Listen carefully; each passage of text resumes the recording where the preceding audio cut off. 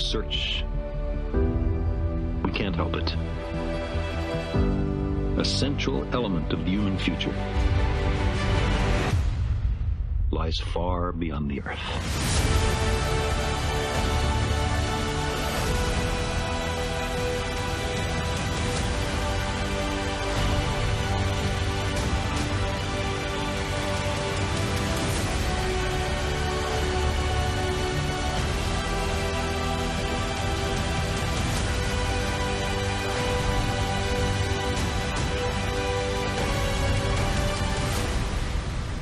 If we crave some cosmic purpose, then let us find ourselves a worthy goal.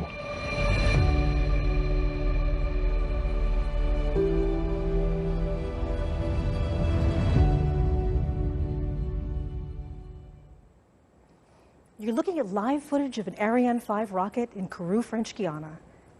At the very top of that extraordinary machine, one of the largest rockets in the world, we find the most ambitious space observatory ever built, the James Webb Space Telescope.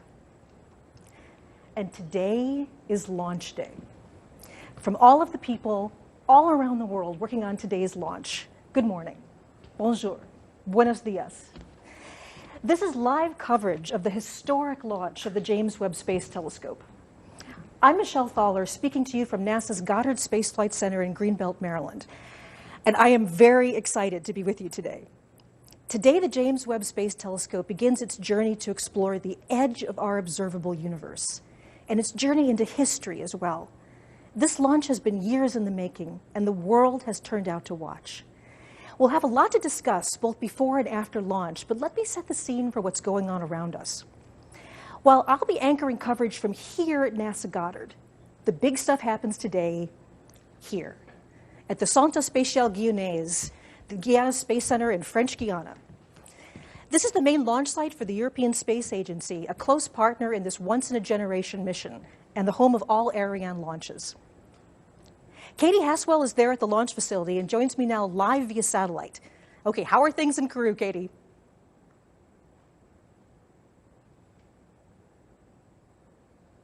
Michelle, things are looking really good. The boards are green, the mission controllers are focusing hard, we are go for launch. We've had our eye on the weather the last couple of days. The weather's been a little bit inclement, so we're keeping an eye on that, but otherwise everything's looking absolutely great. And I have to tell you, there is just such a buzz of excitement here in the Mission Control Center. It's a remarkable feeling. Right now we're topping up the tanks on the upper stage of the vehicle. So we've got two great big arms called cryogenic arms, and they clamp onto the upper stage and they pump in the cryogenic fuel, which has to be kept very, very cold. So it has to be topped up right until the last minute because it can evaporate. You'll see those arms kind of falling away just before launch in the last couple of seconds. So up here in the Sky booth in the Mission Control Center, we have NASA's Rob Navius and the European Space Agency's Luce Fabregat. They're standing by. Hi guys, standing by to take on the commentary when we get to about 15 minutes to launch. But right now, Michelle, all the boards are green. We're go for launch. Back to you, Michelle. We'll be coming back to Katie for the final phases of the countdown in just a little bit. So I'm an astronomer, and this launch is a huge deal for me. I am personally really, really excited. But why is this such a big event for everyone? The Webb telescope is nothing less than humanity's next effort to move closer to understanding some of the biggest questions about the origin of our universe. And it's not just the origins of distant stars and galaxies, but it's the story of us, you and me, how we got here. And speaking of questions, we'd like to include yours in this historic event. On whatever platform you're watching our coverage, drop your questions with the hashtag AskNASA. Later in the broadcast, we'll answer some of them live on air. It can't be said enough that this is a mission for anyone who's ever looked up at the night sky and wonder. People all over the world are sending in their best wishes for the success of Webb. And let's look at some of them now.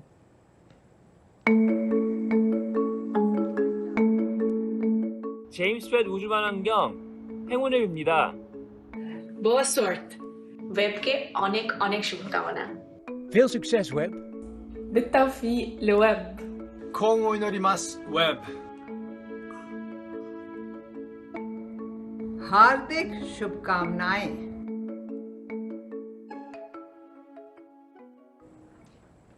We're still on track for a launch at 7:20 a.m. Eastern U.S. time. 2 days ago, the rocket rolled out to its launch pad in Kourou. Of course, there's already been a lot of activity at the launch site. Primary fueling procedures were completed early this morning, preparing the giant Ariane 5 rocket for flight. Let's watch this scene for a moment.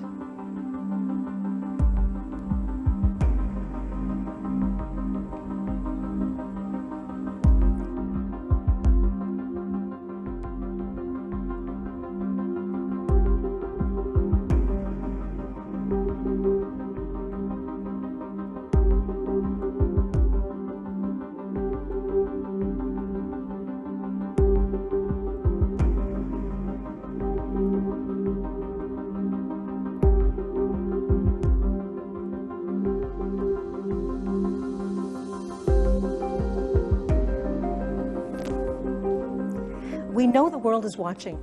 Today, humanity begins its next bold adventure to extend ourselves out into the cosmos. This is something we do as a whole planet, all of us together. Befitting the global importance of this initiative, let's review some of the basic facts about the observatory shared by people all over the world who are looking forward to the Webb mission. The entire world is looking forward to the launch of the James Webb Space Telescope. Let's hear more from a people around the globe about what makes Webb a scientific and technological marvel. Será el próximo y principal observatorio espacial para los astrónomos de todo el mundo y llevará más allá los prometedores descubrimientos del telescopio espacial Hubble. 它是一个由美国国家航空航天局、欧洲空间局和加拿大空间局开展的国际合作项目。 Ni darubini kubwa zaidi kuwahi kuwekwa angani na ina nguvu mara 100 kuliko Hubble. Webb is zo groot dat deze in origami-stijl moet worden opgevouwen om in de raket te passen. Om vervolgens in de ruimte als een transformer te worden uitgeklapt. Les 5 couches de son écran solaire le protégeront du rayonnement infrarouge émis par le Soleil, la Terre et la Lune. C'est un peu comme avoir une crème solaire avec un FPS de 1 million. अभूतपूर्व infrared sensitivity के साथ ये पिछले 13.5 अरब साल तक के समय में बिग बैंग के बाद सबसे पहले पैदा हुई गैलेक्सियों को देखेगी. در فاصله 1.5 میلیون کیلومتری از زمین به دور خورشید خواهد گشت، در حالی که تلسکوپ هابل در فاصله 560 کیلومتری از زمین در مدار زمین قرار دارد. Thousands of people all over the world have worked for years to get us to today's launch. The core partners, NASA, the European Space Agency, and the Canadian Space Agency are the principal players. But a vast core of engineers, scientists, private companies, and more have had a hand in building this one-of-a-kind scientific platform. Without a doubt, this is the most complex spacecraft ever built, with revolutionary technologies, daring mission goals, and a whole lot of personal passion and commitment. We'll hear from our partners later in the broadcast, but first, let's hear from someone representing the science community with a rare perspective about space exploration. Hello, I'm ESA astronaut Matthias Maurer, currently living and working on the International Space Station ISS. I'm very excited to follow the James Webb Space Telescope's launch with you all from space. Even with the naked eye, we astronauts see that the stars are incredibly sharp and brilliant once we are outside the Earth's atmosphere. James Webb Space Telescope will be the largest and the most powerful telescope in space yet. And it was built to study the big questions. Questions like, where do we come from? How did galaxies form, like our Milky Way? How are stars and planets born, like the Sun and the Earth? Might there even be life on other planets? The James Webb Space Telescope is a joint project between NASA, the European and the Canadian space agencies, and by tens of thousands of people with origins in many countries. And it will be used by scientists everywhere on Earth.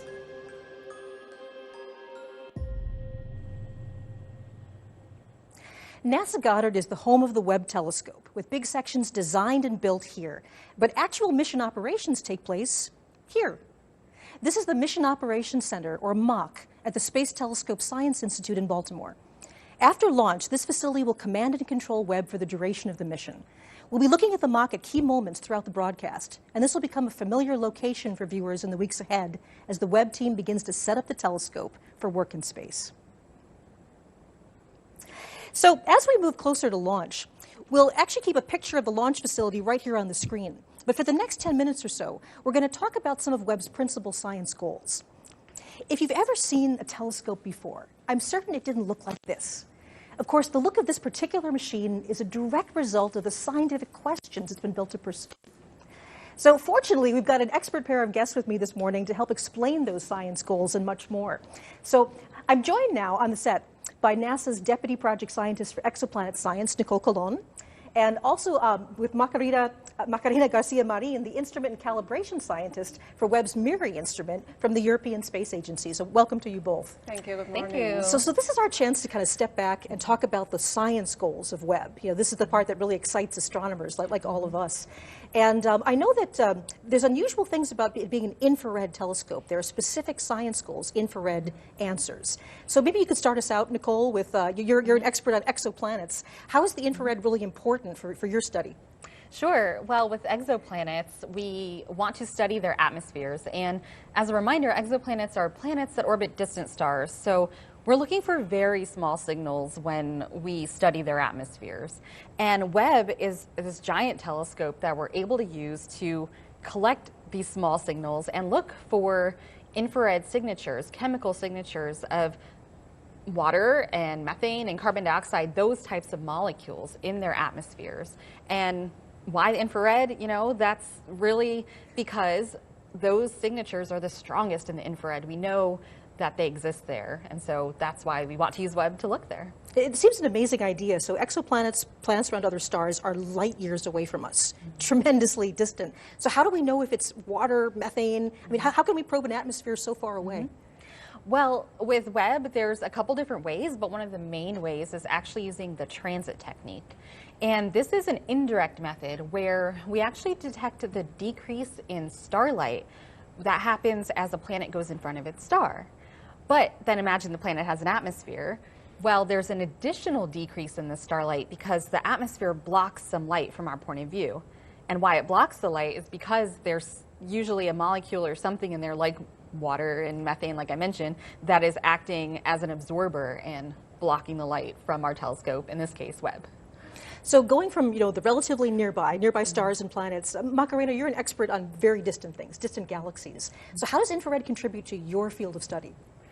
So with Webb, we're going to be able to observe the very first galaxies and stars. We're talking about 3.5 billion years ago, so it's really mind-blowing if you think about it. And why infrared? Well, those galaxies emitted their visible light many, many millions of years ago, and that light travels towards us in time, and at the same time, the universe expands. So in that process of travel and expansion, the light shifted from the visible to the infrared, and so Webb will be able to actually observe those very original primeval galaxies. And not only those, but it will also allow us to observe everything in between, so we can understand the evolution of our galaxies from the first ones to the ones we see today. This is something kind of amazing. So our eyes interpret different energies of light as different colors. Exactly. And infrared light is a color that our eyes are not sensitive to. But like you said, it's actually just the space of the universe stretching out the light and changing it from visible light into infrared. Into infrared, exactly. So how are these first galaxies different from galaxies today? Well, when you look at the images we have of the oldest galaxies we've seen, they look like fluffier and clumpier. We know they have a lot of star formation, so that they are actually, that's a really good signature to measure them. And they are like little seeds that afterwards they merged and got together and evolved until the ones we see today, which are like spirals and elliptical galaxies. So from the near universe to the far, one of the things that infrared is very good is seeing through dust. That's another huge advantage. Maybe Nicole, could you sort of take us through that story? Sure. With dust, first there's a lot of dust in the universe, but how stars and planets form in the first place, they are forming in these very dense clouds of gas and dust that come together, and it's very difficult to see through them with normal visible light. And so the infrared is actually able to see through that, almost like an X-ray, you know, sees your bones, sees through our skin. You can use the telescope like Webb to see through the dust and see the inner stars forming, or see some newly formed planets that are also very warm from having just formed. And there's even a possibility of seeing some of the very first stars, or at least some evidence of the first stars that might have existed. But could you tell us a little bit about that, Macarena? Yeah, so the very first stars, they form right around the time of the very first galaxies, even before that. And so we'll be able to measure them, maybe not the very first one, but the first population of stars, which is really interesting because they were formed out of a very pristine material. And then from there, they evolved into more evolved stars that created all the elements we know today, things like gold, platinum, carbon, everything. Us were formed out of those original stars. So it's a really amazing adventure to observe all these objects and understand them better. You know, there's so many wonders in the universe, and one of the things that I would never have believed was real unless I'd seen the data with my own eyes, is the TRAPPIST-1 system. And that this is actually going to be one of the targets for Webb, is that right? Tell us a little bit about TRAPPIST. Sure. TRAPPIST-1 is, like you said, it's going to be a target. There's 7 planets in the system, and they're all small, around the size of Earth, actually. So it's also a very compact system. So it's not just that there's a lot of planets and that Webb's going to observe every single one of them, but it's the compact nature that's just really fascinating, because the entire orbit of the planetary systems, like all 7 planets, they fit inside our orbit of Mercury around the sun, and Mercury is our closest planet to the sun. So imagine 7 planets in there, and you know, there's a lot going on, but it's very exciting because we'll get to learn and do comparative science and see, are all these planets, do they have the same chemical signatures in their atmosphere? You know, do they all have same amount of water, carbon dioxide, things like that? Well, thank you so much. We're going to be back to talk to you more, but thank you for joining me. Thank you. Thank you. Okay. So we'll be back in some more minutes to talk with them. And remember that we're taking your questions, so use the hashtag AskNASA. Webb looks like nothing that's come before because it's pursuing scientific goals like none that have come before. It's taken years to prepare it for flight, and as you might imagine, plans of this scope and scale inevitably run into unexpected challenges. Along the way, just like any of us, it encountered things like snowstorms in the east, wildfires in California, hurricanes that deluged Houston, Texas, and of course, the global COVID-19 pandemic, which added its own profound challenges to the whole team. This story really warrants a recap, so check this out. The Webb Space Telescope presented many engineering challenges, but engineering hasn't been the only obstacle the team had to overcome. In 2011, an outbreak of tornadoes cut electricity to the Marshall Space Flight Center in Alabama for nearly a week, while the team rushed to finish cryogenic testing on the primary mirror segments using power from diesel generators. Engineers had to endure a large snowstorm, known locally as Snowmageddon, while testing the Integrated Science Instrument Module at the Goddard Space Flight Center. And of course, everyone has had to contend with the global pandemic.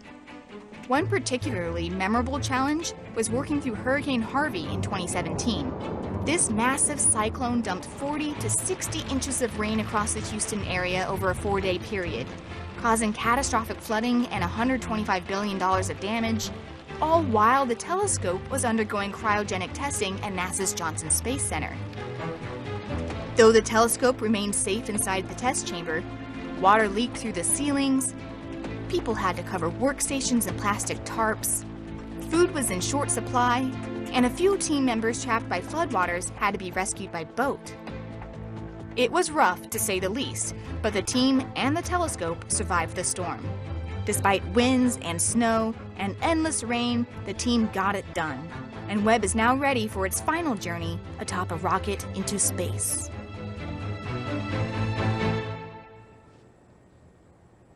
While the Webb telescope is a technological marvel, everything here began with questions. Questions about how the first stars and galaxies came to be. Questions about whether planets around other stars might have environments that can sustain life. And of course, the promise of discoveries we can't even predict yet. A few days ago, I had a chance to speak with someone who's probably the best person on Earth to help us understand what we know, what we don't know, and how Webb will help fill in those gaps. Dr. John Mather is a Nobel Prize winner who measured the Big Bang with an observatory built here at NASA Goddard.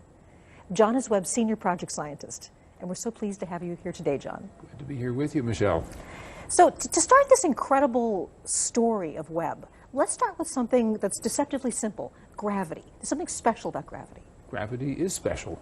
Gravity always pulls. It's the only force of nature that always pulls. So that's special. And what makes that special is that gravity, although it's very weak, is very long range. It can reach across the universe and slow down the expansion of the material that came from the Big Bang, turn it around, pull it back together, turn it into galaxies and stars, and eventually planets and a place where we could live. So that's what makes gravity special among all the forces of nature. And something so simple, like just the idea that it's always pulling together, that simplicity leads to wonderful complexity, doesn't it? Yes, because it's always pulling, it's possible for gravitational energy to be converted into kinetic energy, that's just heat, and the universe becomes self-heating, which is not something other forces could do all by themselves.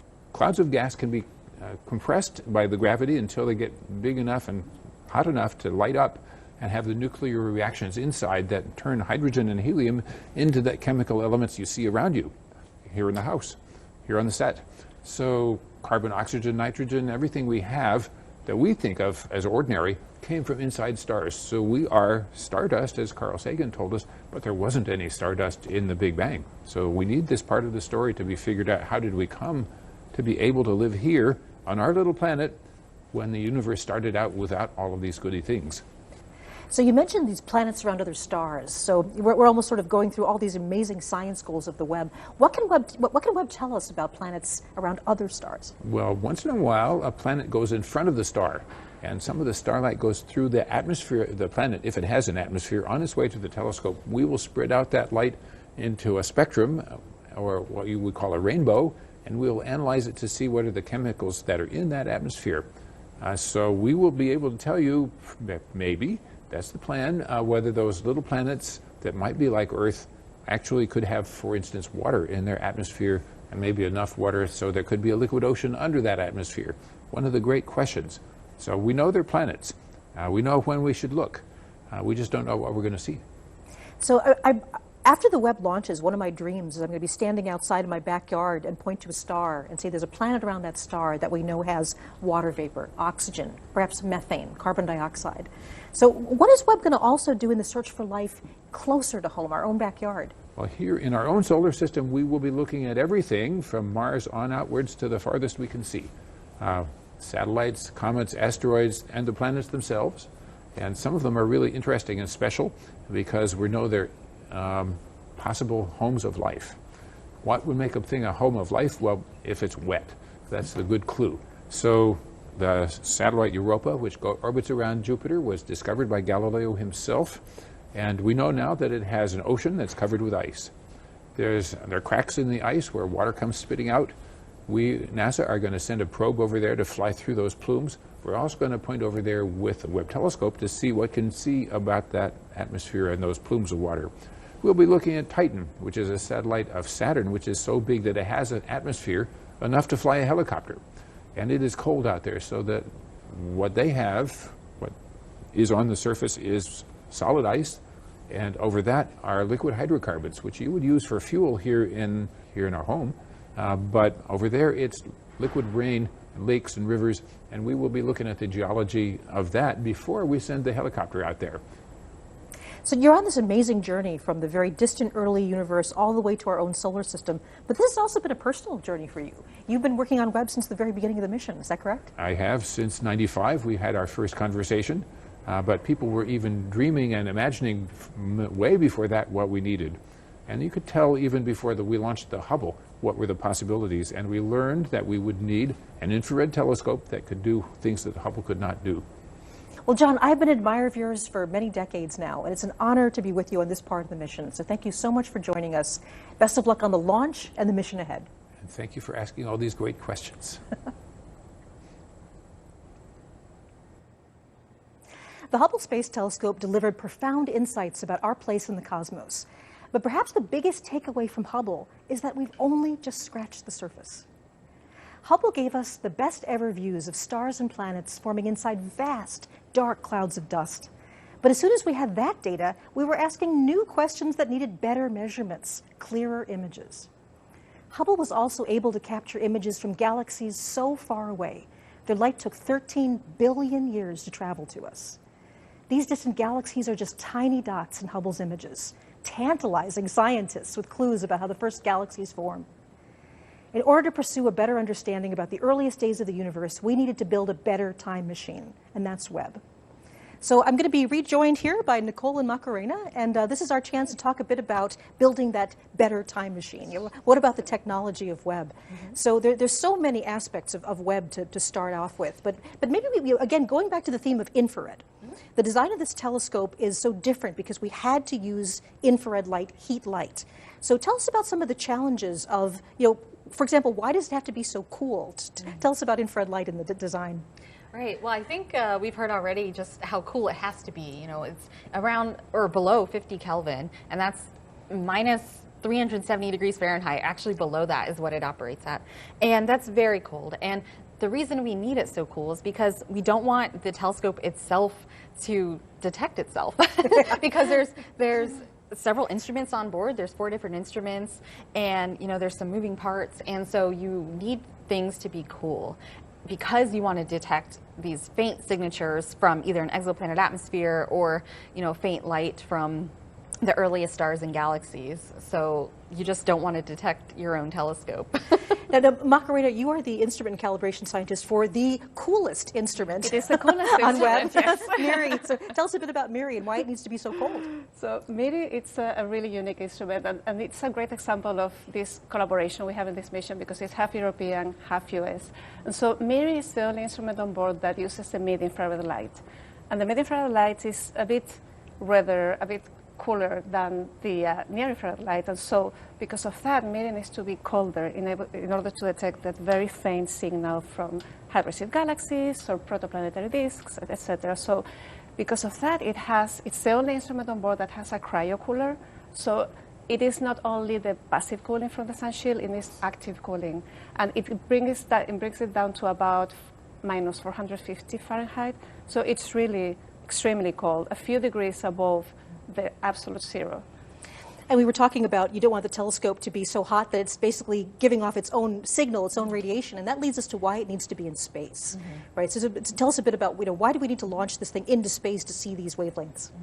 Well, again, it kind of goes back to atmospheres because Earth has an atmosphere and there's water in Earth's atmosphere as one example. I mean, there's a lot of other molecules, but basically in the infrared, at the wavelengths that we want to observe some of these stars and planets and galaxies, those wavelengths are actually where Earth's atmosphere is opaque. So with telescopes located on Earth, even at higher mountains where they try to get above the clouds or atmospheres sometimes, there's still residual atmosphere that we're trying to look through and peer through. So in order to see the full infrared wavelength range at a very high sensitivity as well, we need to go to space. Absolutely. So we've talked a bit about some of the power of techniques like spectroscopy. We've heard Dr. John Mather talk about it. So let's go a little bit more into the details of how spectroscopy works and why it's so powerful. Continue. Oh, sure. Yeah, I can keep going. Well, with spectroscopy, we heard, so visible light, again, is kind of, it's a rainbow of colors that we don't see naturally. But if you use something like a prism, you can separate out that light and see all the colors from blue to red. But then the infrared is redder than the human eyes can see. But you can still do the same technique where you have spectroscopy tools or instruments like Webb has, all these spectroscopic tools, so that we can break up the infrared light and look at certain colors, if you will, so that we can see certain features that we are looking for, whether it's the right wavelength where a galaxy might be bright or where water is absorbing in an atmosphere. So Macarena, MIRI has many different capabilities. It does. And in fact, it has one that I believe it's something different called coronography as well. Yes. Tell us a bit about all these ways that we're going to detect different signatures from planets. Tell us about MIRI. Coronography, it's an amazing technique, but essentially it simulates an eclipse.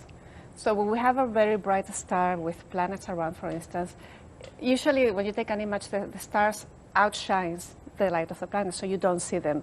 But with MIRI and with other instruments, NIRCam as well, you can actually block the light of the star and dim it, and then you see the planets around. And it's really a technique that's going to be very much used and to do, like in this image, direct imaging of planets. Well, thank you so much. We'll be back to talk to you more with some social media questions. Thank you very much. Thank you. NASA and its partners began developing the Webb telescope years ago, growing from an initial inspiration to a design, then schematics, and finally reality. What started as a big dream for studying the origins of the universe required best-in-class engineering expertise to transform into something real. Let's take a short look at the very long story about the earliest days of the James Webb Space Telescope.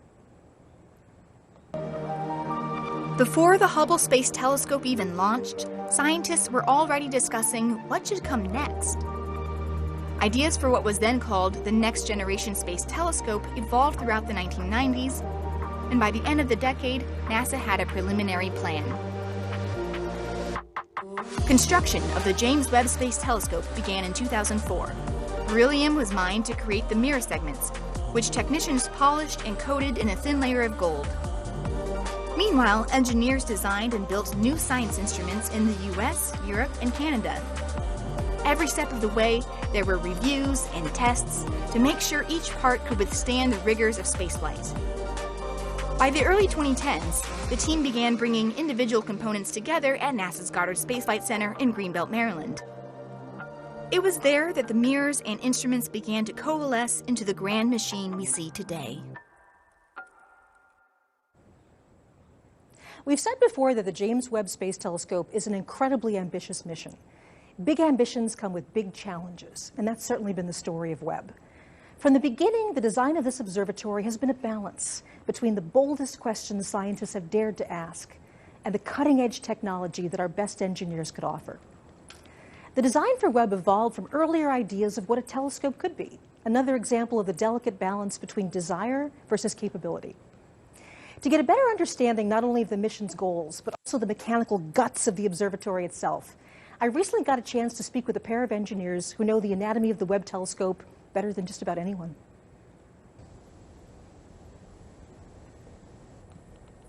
I'm here with Keith Parrish, a senior engineer on the Webb mission. And Keith, you brought something to show us today. Yeah, yes I did. So conceptually, Webb Sunshield is actually quite simple. All we need is 5 tennis court size pieces of this material outstretched to protect the telescope from the sun. So what I have here is an actual sample of that material. This is just Kapton. It's so light, yeah. Yeah, it's an industrial, you can buy this and it's commonly used. And what we do is we buy it for Webb. We seam it all together in small pieces and then we actually coat it with special coatings to give it what we call the thermal properties we need in orbit. So this one has a nice pink or purplish kind of hue to it, and the reason it's purplish in hue, we use this on the sun side, and we actually put a silicon material on this Kapton, and then we actually put a little bit of a metal in it, and what that metal does is it gives us a nice electrical conductivity. We don't want any surface charging building up, and the other thing is this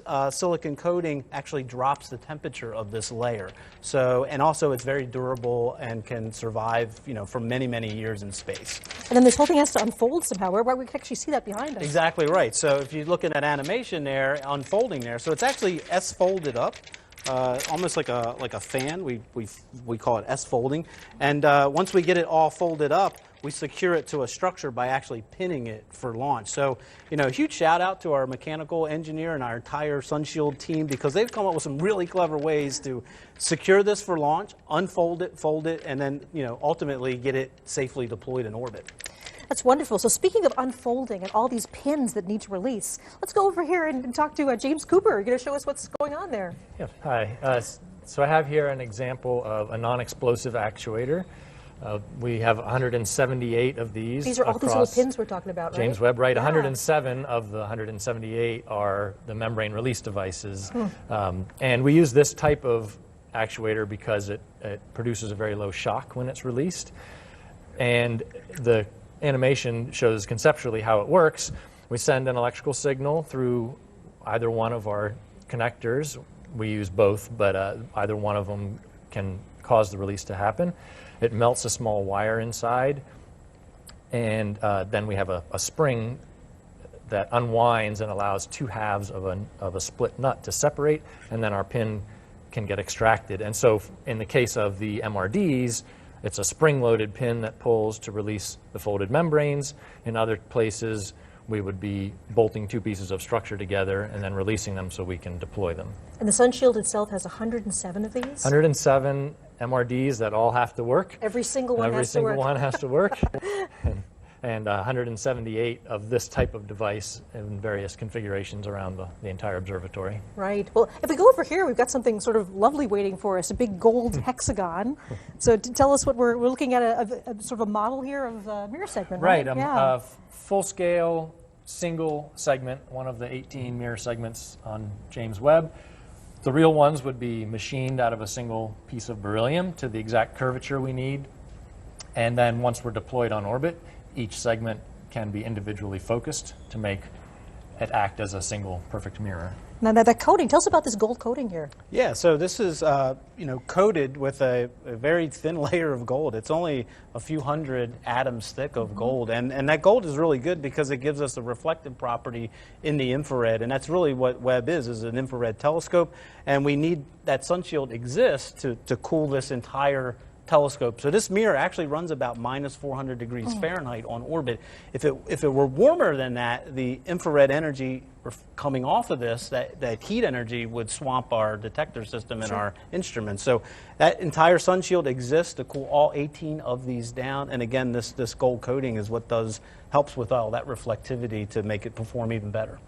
Well, that's wonderful. So you put it all together, and we have a smaller mock-up here, the sun shield, the mirror. Tell us what we're looking at here. Much smaller. So yeah, this is our entire observatory fully deployed on orbit. And you can see the sun shield here is a large feature. You can see all 5 layers that I talked about earlier.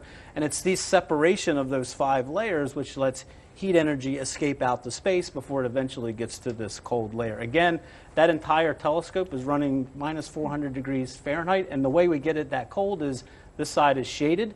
The telescope is looking to the deep universe, which is near absolute zero. And then again, this layer here, we've got about a 500 degree temperature drop, so this telescope is also looking at this layer here, which is nice and cold. So that's what lets us harness thermal physics to cool this down to those really, really cold temperatures. Again, you can see our booms, which are fully deployed and stretching this out, and then ultimately all folds up and gets stowed into this structure for launch.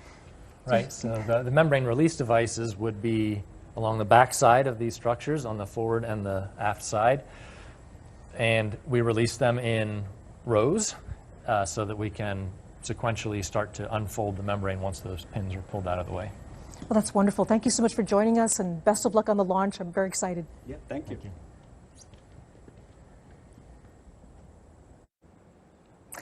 Okay, let's get a live launch status update from NASA commentator Rob Navius at the launch site. Rob, how are things in Kourou?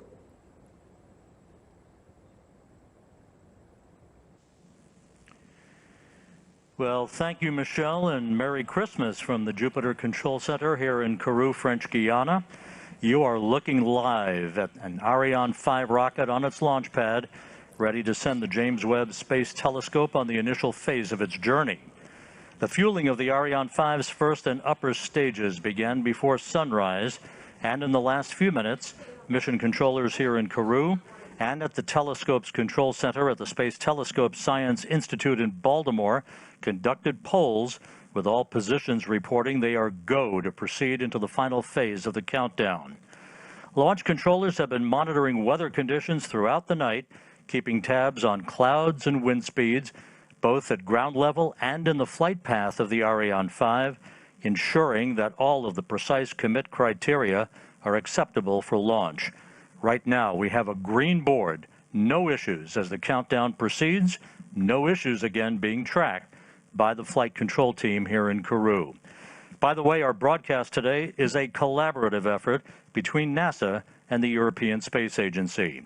So that's it from now. From the Ariane 5 Mission Control here in Kourou, we'll be back with you soon.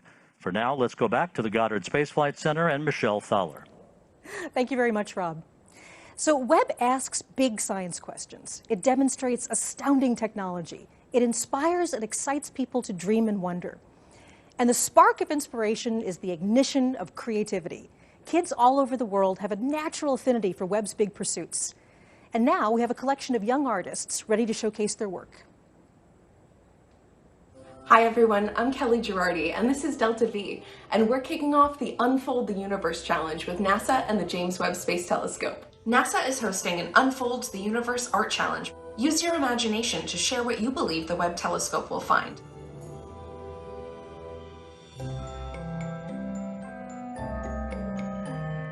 I believe that the Webb telescope will see galaxies, stars, planets, the moon, and don't forget our star, the sun.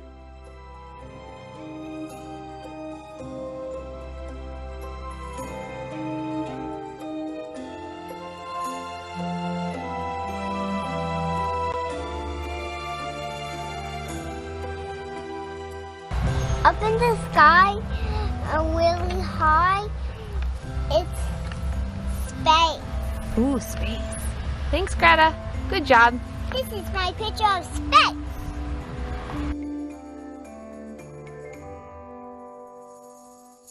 Hello, my name is Gabriel. I am from Romania. This is how I imagine space. Hello everyone, good morning. This is a drawing of distant galaxy that can be seen by James Webb Space Telescope. Hi, my name is Anastasia, and this is what I think the telescope will look like. What the telescope will see. I drew the Earth, the Sun, a new planet, a black hole, and stars. So we've been fielding social media questions from viewers all over the world this morning, and let's take a couple of minutes to share some responses. There's been a couple questions about how long will it take for images to come out, and there's a lot of things that need to happen before the images are coming. So Macarena, why don't you take us through some of that? Yes, so for the first scientific beautiful images to share with the public, that'll take 6 months. And the reason is because so we launched today. It takes a month to take to the orbit place, to the Lagrange 2 point, and then we have a whole period of cooling down the instruments, aligning the mirrors, and making sure that all the instruments are ready to do science. So the whole process takes 6 months, half a year. And also all of those 18 segments of mirrors, something needs to happen to get them all working together too, right? Exactly, because initially you launch with 18 segments and they work separately. So you will take, if you observe one star, you will get 18 little points. So there has to be a process where you take images with NIRCam, which is one of the cameras on board, start moving the mirrors slightly to make them work as a single one, and then by the end of this iterative process, you go from 18 points to a very sharp, pristine single point source. So all mirrors act as a single one. So let's see, we have a question from LV coming in on Twitter. Will Webb be able to enhance detection of comets, asteroids, or meteors that enter our solar system? So that seems we've got a planetary person here. Sure. Yeah, well, Webb does have a special observing mode where it's able to track these rapidly moving objects, because compared to these distant stars and galaxies, asteroids and comets, they move pretty quickly. And so Webb will be able to do this so that we can study material that's outgassing from them and learn more about what they're made of. So let's see, there's so many good questions, so we only have time for a few more. So one is from Kristen Rodriguez on Facebook. How long will it take James Webb to reach Lagrange point 2? And you might also just explain what is Lagrange point 2? So it takes a month. I think it's actually 29 days to get there. And the Lagrange 2 point is this very interesting stable point. So the gravitational pull between the sun and the Earth create this point where it is stable, and you can, as we can see there, Webb can orbit around the L2 point in a very stable orbit, only needs a little bit of corrections once in a while, and it can always have the sun shield protecting the telescope from the radiation of the sun. In a full year, you can observe any object in the sky, and it's a continuous observation. Well, thank you very much. We'll hopefully come back to a few more questions later. Thank you. So this is a big mission with a cast of thousands to bring it to life all over the world. As we get closer to launch, let's take a brief look at the main locations where Webb took shape on its journey to space. Inside the massive high bay clean room at NASA's Goddard Space Flight Center, engineers assembled the 18 gold-covered mirror segments into the backplane of the telescope and integrated the 4 science instruments contributed by international partners. To simulate the harsh environment of launch, they went through vibration tests and acoustic tests. And to simulate a space environment, the instruments endured cryogenic testing in a large thermal vacuum chamber. But it wasn't large enough to hold both the instruments and the mirrors, so the telescope boarded a plane to Houston, Texas, to visit the only thermal vacuum chamber in the world big enough to fit the entire assembly.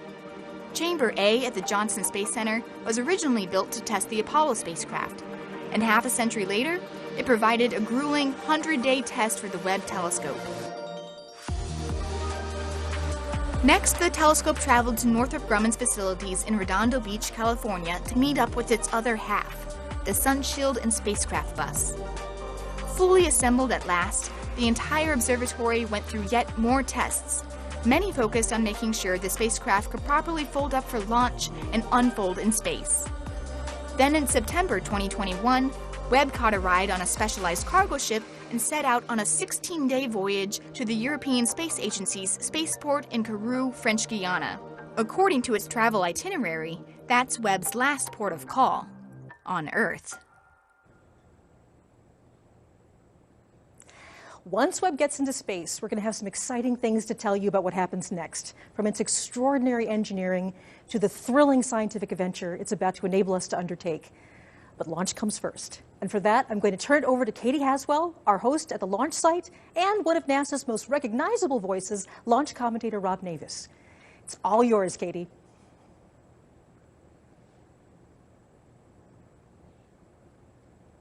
Thanks very much indeed, Michelle. Well, it's all looking very good here at the spaceport for a Christmas Day launch. Operations running smoothly, the countdown ticking over nicely. All the systems are green and we are go for launch. You can see there we're looking at launch pad number 3, the James Webb Space Telescope, inside the very top of the rocket in first class with its seatbelt on, waiting patiently for liftoff. That's scheduled in about 32 minutes' time. I'm in the Mission Control Center here at the spaceport, the nerve center of operations. We're about 10 kilometers from that pad, and behind me you can see it's a laser focus here in the control center with the mission control centers all on console there as we get closer to launch. We call this the fishbowl behind this protected glass. And up in their skybox here in Mission Control are NASA's Rob Navius and the European Space Agency's Luce Fabregat, and they're standing by to take over the commentary about 15 minutes as we get closer to launch. First of all, though, let's check in on the countdown and let's see how things are progressing with Stefan Israel. Stefan is the CEO of Ariane Space. Ariane Space is the company responsible for getting our telescope into space today. Stefan, thanks for joining us. No pressure. Good morning, Katie. How are things looking? So we are now 31 minutes before liftoff. So far, so good. Ariane 5 is ready. Webb is ready. The range is ready. And the weather is green. Well, that's good to hear. So what can we expect to see? What's going to happen? Yes, so in the 30 coming minutes, we will make the final operations. 10 minutes before liftoff, we will have the final authorization of the weather. And 7 minutes before liftoff, we will enter in the famous synchronized sequence. And, I mean, how's everyone feeling? I'm guessing everyone's... We launched for humanity this morning from the Guyana Space Center. You know what Webb is about. After Webb, we will never see the skies in quite the same way. It's an important project, isn't it, for everybody? It's a very special mission, but we have delivered already 111 times with Ariane. This is the 112th Ariane 5, so we will deliver this morning. And everybody there in the control center, cool, calm, and collected. Stefan, thank you very much for having taken time to step out of the fishbowl for us. So you can head back now into the fishbowl and take up your position. Stefan Israel, thank you very much indeed. Stefan, of course, heads up what we call the flight desk, which is the authority that takes all the final decisions in the event of unplanned situations. Now, we are in French Guiana. We're on the northeastern coast of South America. We're in Amazonia. It's hot. It can get a little bit sweaty sometimes, and there are lots and lots of mosquitoes. But somebody who knows it very, very well is Raphael Chevrier. Raphael is a rocket scientist, or a rocket expert at least, from Ariane Space. Thanks for joining us, Raphael. Tell us a little bit more about French Guiana. Well, French Guiana is a French territory that borders Brazil. It's located in the Amazon rainforest. 97% of the land is covered in trees, so that's why it's so green and beautiful. And you can totally imagine that the wildlife there is absolutely incredible. This is actually one of the best preserved habitats in the world. And of course, it is in the jungle, and yet it is actually the European spaceport. So what makes this location in South America so important and so relevant? Well, there are several reasons for this. First, we are on the coast. It means that we can launch over the sea from north to east without having to fly over inhabited area. So this is very convenient to reach any kind of orbit. There is no hurricane here, big tropical storm, there is no earthquake, but more importantly, we are very close to the equator, so that we can benefit from what we call the slingshot effect given by the rotation of the Earth. So let me take this globe. Basically, here on the equator, we are all traveling at roughly 1,000 miles per hour. That's very convenient. Of course, we don't feel it. If we were on the poles, that speed would be very, very close to zero. It means that when Webb is right now on the launch pad, inside the fairing of the Ariane 5, it's already traveling in the right direction, and we can use this extra boost to get us into space. That's also very convenient for Webb, because doing so, it can save its fuel and increase its operational life in orbit at 1.5 million kilometers from here. And that really is important, 1 million miles, isn't it? And so there's a real proper slingshot effect. Yeah. And the facilities here are ultra high-tech, and that's exactly what Webb needs, isn't it? Yeah, that's very convenient for Webb. It's also located in a nature reserve. So this is the perfect meeting between nature and technology, and people come from all over the world to work here. But one thing that's been very important for Webb is cleanliness, because you know that one speck of dust could alter the vision of the observatory in space. That's why we have been extremely careful in keeping a pristine environment in all our facilities, from Webb's arrival in French Guiana to sealing it inside the rocket. So let's talk a little bit now about the Webb Space Telescope. I really don't think you need me to tell you that it is the product of a feat of human ingenuity. And you don't get to make a telescope as complex as the James Webb Telescope and as remarkable without tremendous amount of collaboration. And the James Webb Space Telescope is indeed the product of a partnership between 3 space agencies who came together to create it. NASA, the European Space Agency, and also the Canadian Space Agency. So here to talk about that now is Greg Robinson from NASA. Greg, thank you very much for coming to the floor, out of the fishbowl as well for us.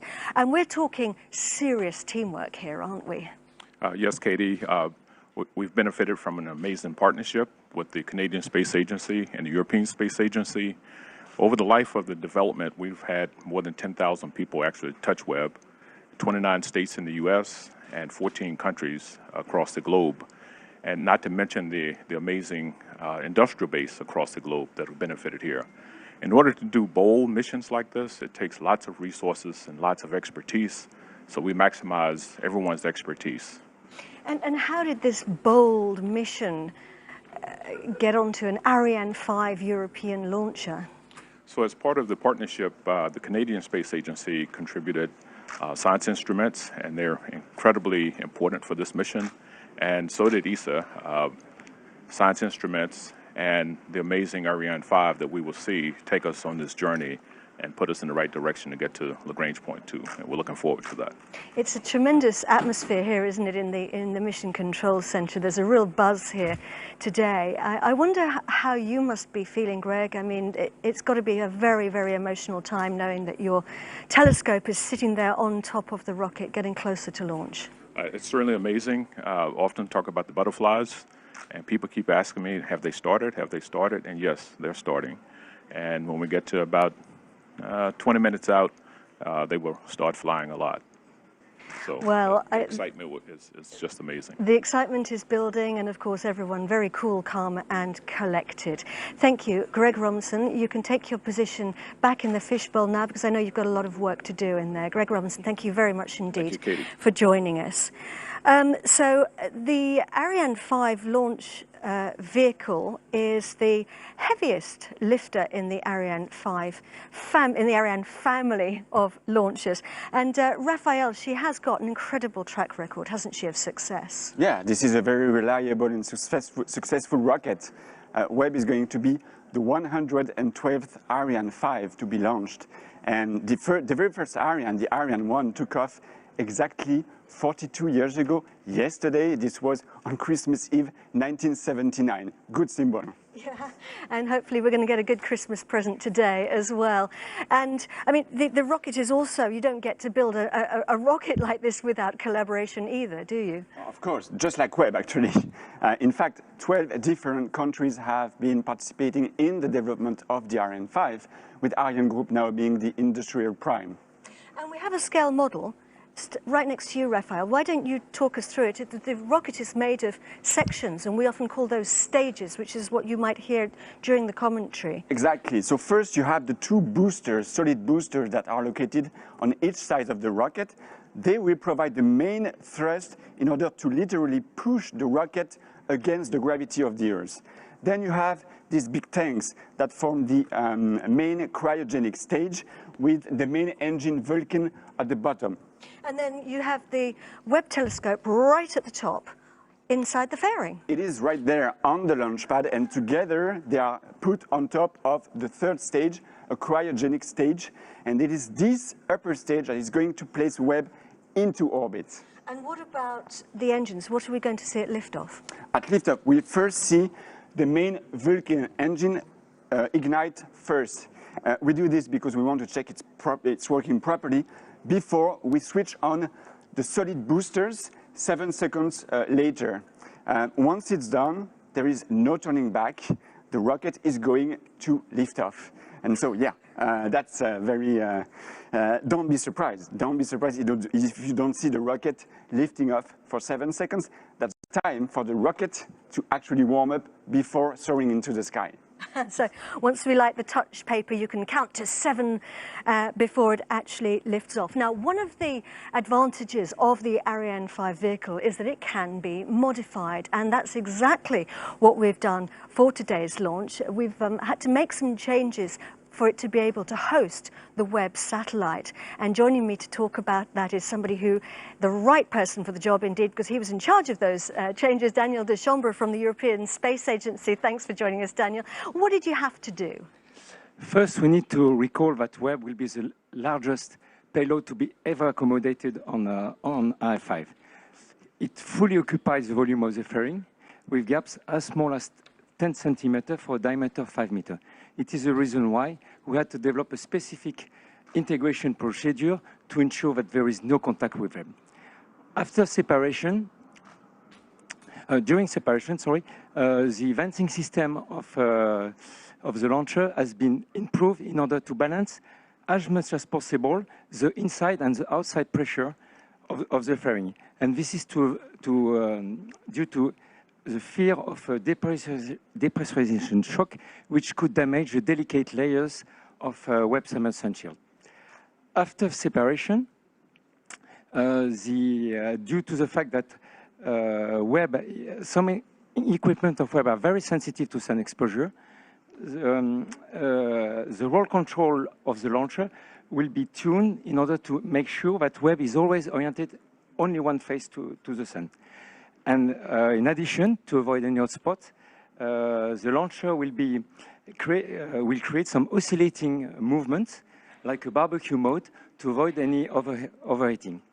And after Webb separation, there will be a specific end-of-life maneuver to be applied on the upper stage in order to put it on a liberation orbit around the sun, in order to avoid collision in the long term. Thank you very much indeed, Daniel. So we'll hopefully see the upper stage rocking in space. Not quite all the way around like the familiar barbecue, but a slightly different movement. Listen, gentlemen, thank you very much indeed for being with us today. I know that you're busy. You've got jobs to do inside the fishbowl, so I'm going to send you right back there now, and very best wishes for the launch. Thank you. Thank you. Our telescope has a long journey ahead of it. It's got to travel 1 million miles to its destination in space, its working zone, where it's going to start telling us all about our universe. It's already started that journey because it's traveled to the launch pad from Los Angeles. After final tests were concluded in Los Angeles, Webb was packed into a special container and transported along the LA 405 freeway, which had to be closed because it's so big.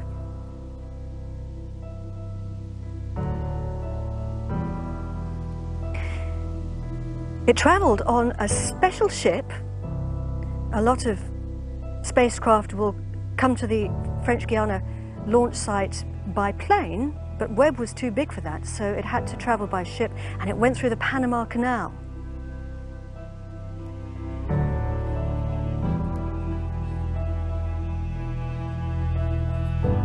Up through the locks.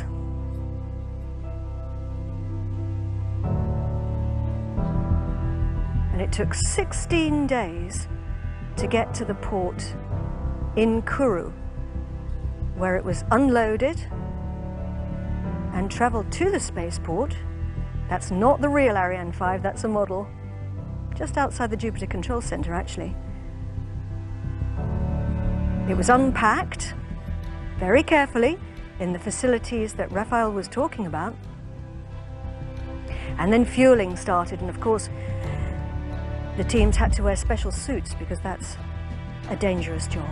And then it was placed all the way on top of the Ariane 5 rocket.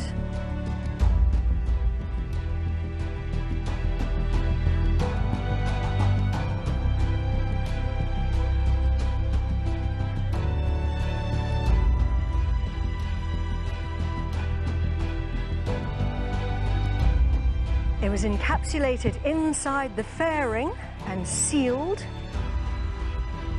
and then it was rolled out to the launch pad 2 days ago. From the vehicle assembly building to the pad along very special rails. Very, very slowly through the Amazon rainforest. It was raining at the time, and that was 2 days ago, and here we are now, 17 minutes and 46 seconds to launch and counting. All systems are go here at the European Spaceport in French Guiana. We have 3 control centers on the job today. We have the Mission Control Center here. We also have the Launch Control Center, which is about a mile from the pad. And then we also have the Telescope Control Center, Mission Control in Baltimore in the US, and that's where the operational teams are standing by to take over the telescope operations. Once it's released from the mothership, that will be about 27 minutes after launch. And they'll be controlling the Webb telescope for the rest of its life. Very important job.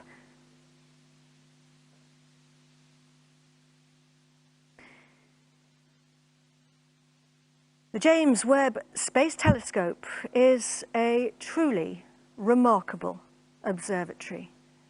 People have been working on it for over 2 decades. Some people have been working on it for their whole professional lives. Thomas Zurbuchen is the head of science at NASA, and he's joining me now just to talk about it. Thomas, or Dr. Z, as we can also call you. The day has come. All these decades, all this time, all these people working on the telescope, and here we are, 16 minutes and counting to launch. It's a big day, huh? Oh, I'm so amazed, right? We have this telescope on top of this rocket, a telescope that 10,000 plus people have worked on in many ways, and together with that telescope, all the hopes and dreams of those individuals, and also tens of thousands of scientists, some of them not even born, that will benefit from these data, are there with them waiting for these last minutes of countdown for its journey to space. I'm guessing people are feeling a combination of emotional excitement, What's going through people's minds, do you think? Oh, I think there's a tremendous sense of accomplishment. Whenever you're on top of a rocket, many things went really, really well. There's tremendous pride. There's always a little bit of anxiety. We know launching is hard. We have one of the absolute best teams in the world working on this right now, so I'm confident in that. We're super excited. I mean, it's just an amazing day today. And what are you most excited about, Dr. Z? Well, I'm a scientist, so for me, besides the technology that really is a marvel, I mean, it's really the best we can do. What I'm thinking about is really looking at the universe in new light. We have never seen the universe how Webb will show it to us. And can you just imagine going back in time, 13.5 billion years? It boggles your mind, even as a professional astrophysicist. Kind of just think about all the new things we're going to learn about our most beautiful universe. Dr. Z, thank you very, very much for joining us. And I want to wish you and all the teams, everybody, the very best for today's launch. Thank you. Go Webb.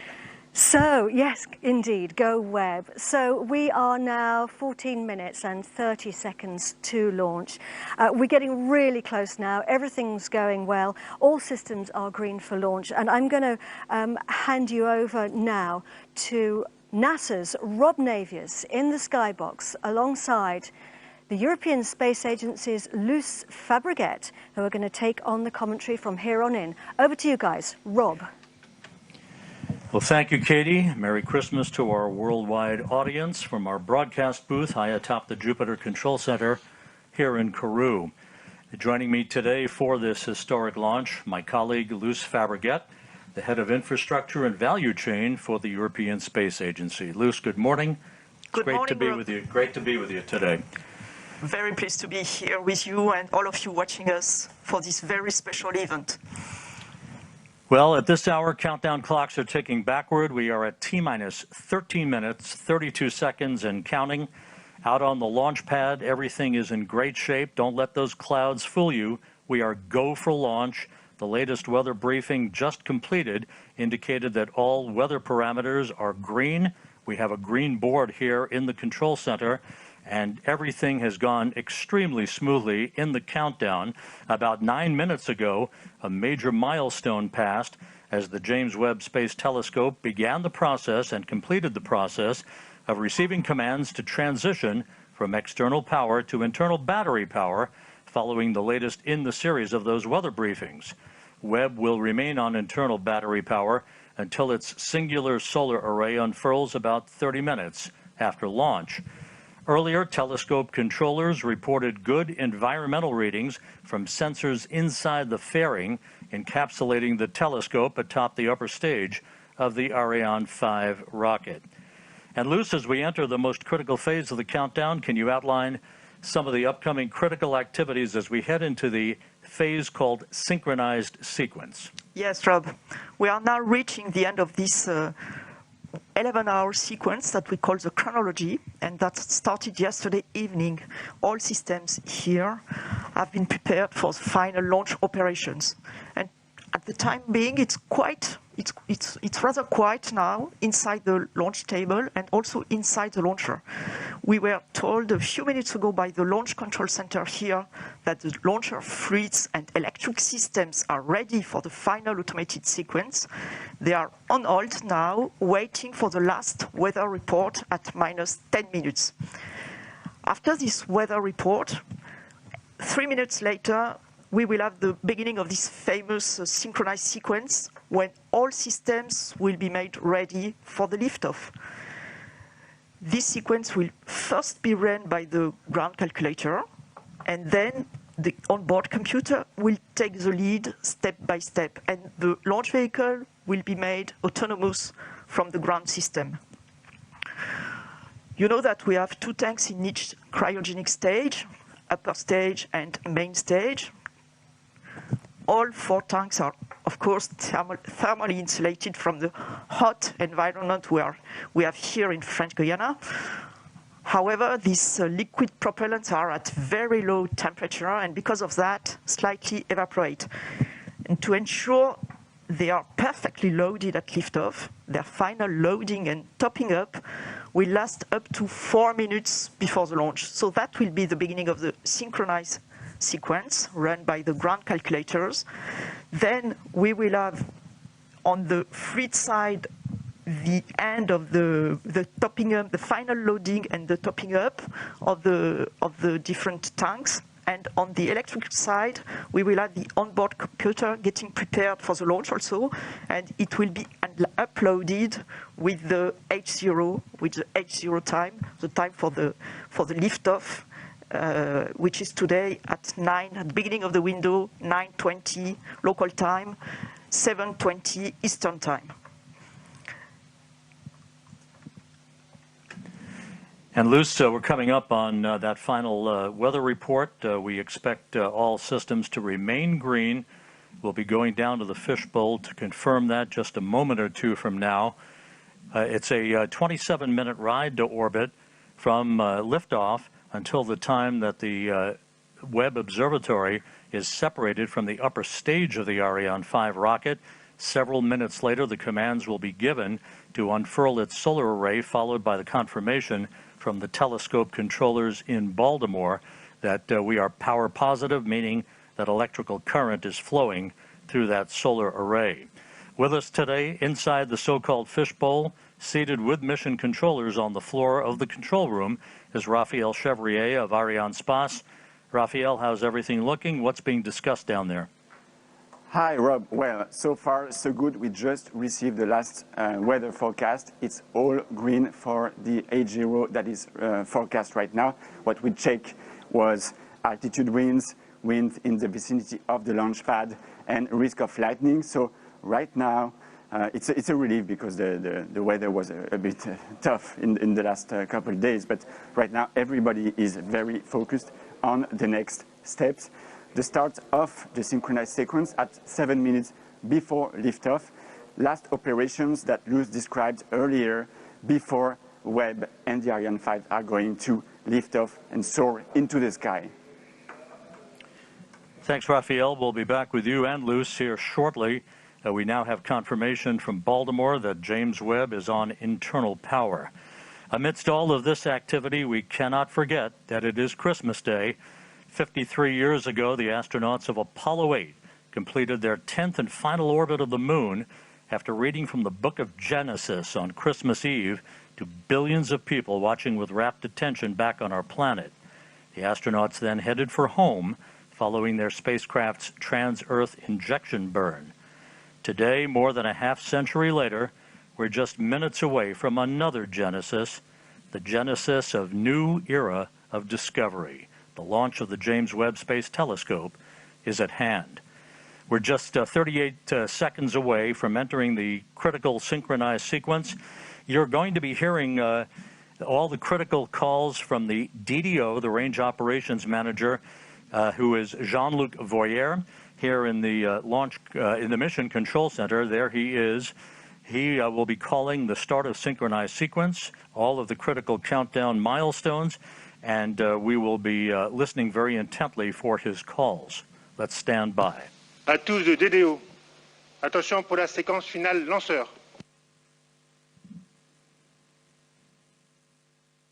Top à 0-7 minutes. And with that, we've entered the period of synchronized sequence. You heard Luce Fabregat just a moment or two ago explain some of the critical activities, the first one coming up just a few seconds from now, which will be the topping off of the main stage tanks. The first or core stage was loaded earlier this morning with 175 tons of propellant, 150 tons of liquid oxygen, and 25 tons of liquid hydrogen.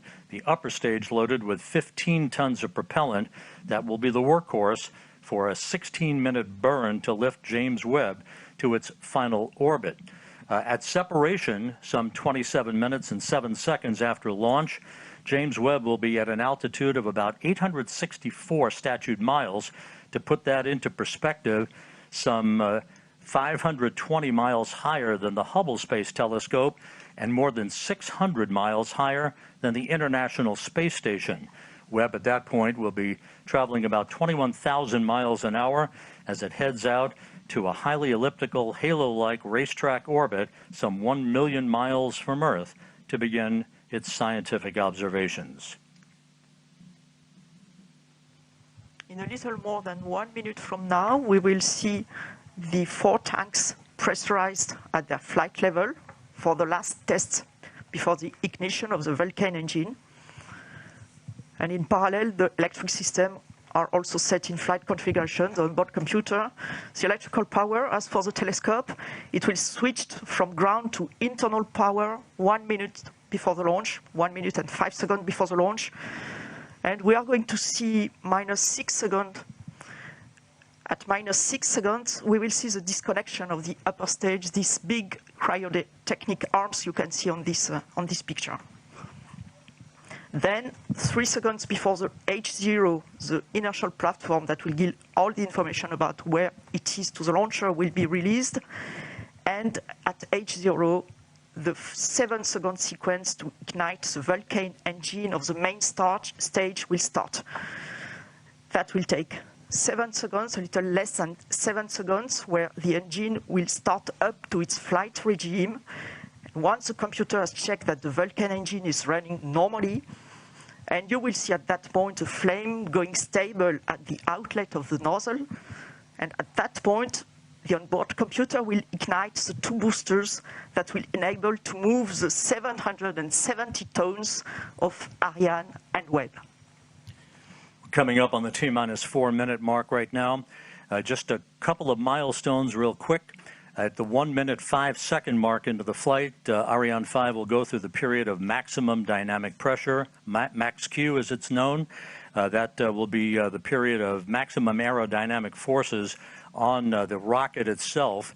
The solid rocket boosters, which will provide about 90% of the initial thrust off the launch pad, will shut down and separate at the 2 minute 21 second mark into the flight, followed 1 minute and 5 seconds after that by fairing jettison. That will expose the James Webb Space Telescope to the environment of flight for the first time.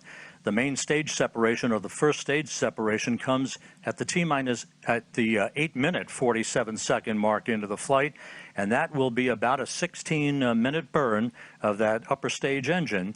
It will cut off at about 24 minutes 51 seconds into the flight, and then we'll go into a coast phase of about 2.5 minutes to allow any oscillations to dampen out, provide the most pristine environment for the James Webb Telescope before observatory separation.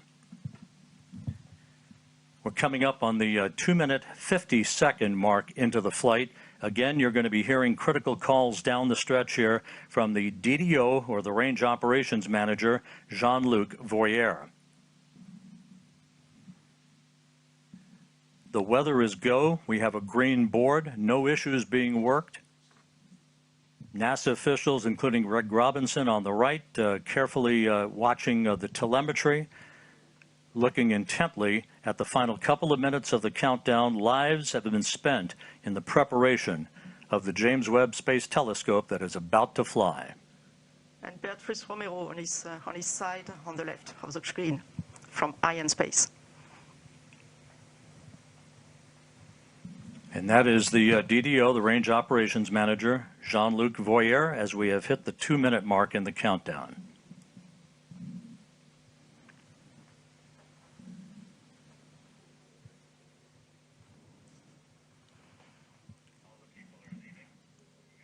The flight will be in 2 phases. You will see the first part of the flight during the solid rocket boosters phase. That will be the atmospheric part of the flight, the atmospheric flight, and the trajectory will be driven by a to reduce the aerodynamic loads, and we will have a very different exo-atmospheric flight after that. And you were watching a number of people, VIPs and invited guests, moving out to the observation platform that is right next to the Jupiter Control Center as we stand by for the 1 minute call from Jean-Luc Voyer. À tous les DDO, attention pour moins 1 minute.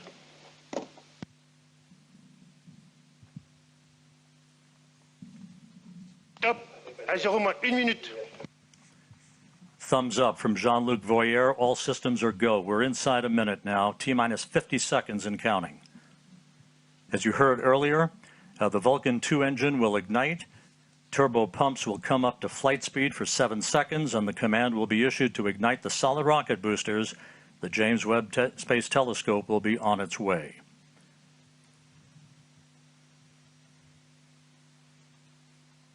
T-minus 30 seconds and counting.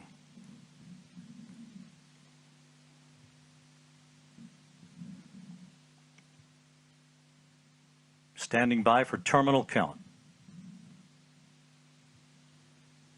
À tous de DDO, attention pour les décomptes finales.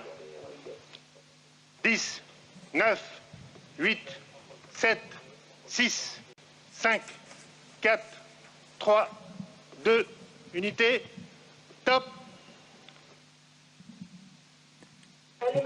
And we have engine start. And liftoff. Décollage. Décollage, liftoff from a tropical rainforest to the edge of time itself. James Webb begins a voyage back to the birth of the universe. Punching a hole through the clouds, 20 seconds into the flight. Good pitch program reported.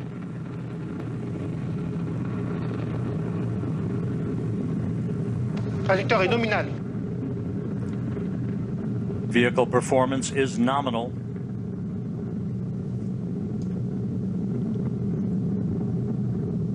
The Ariane 5 rocket continues to fly uphill in nominal fashion.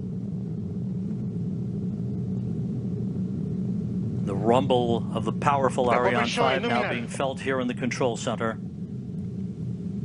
3D animation. We can hear the noise and feel the vibrations here. You're right, Rob. Yeah, impressive. 13 kilometers in altitude, 7 kilometers downrange, traveling about 0.6 kilometers per second. Tous les paramètres à bord sont normaux. The trajectory reported to be nominal by Jean-Luc Voyer, the range operations manager. You can see at the bottom of your screen, the yellow line is the trajectory plot, perfectly overlaid over the green line, which was the pre-launch trajectory. 1 minute, 41 seconds into the flight, about 40 seconds away from shutdown of the solid rocket boosters.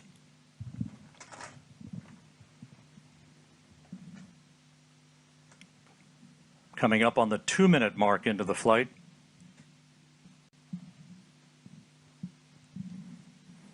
When it detects the threshold on acceleration, not the deceleration, but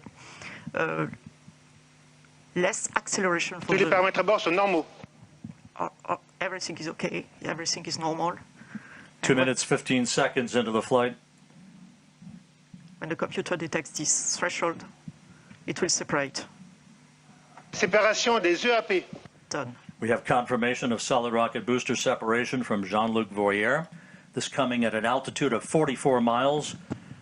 The Ariane 5 and James Webb traveling almost 5,000 miles an hour. We have about 1 minute, 5 seconds to go before fairing jettison. That'll be the next critical milestone.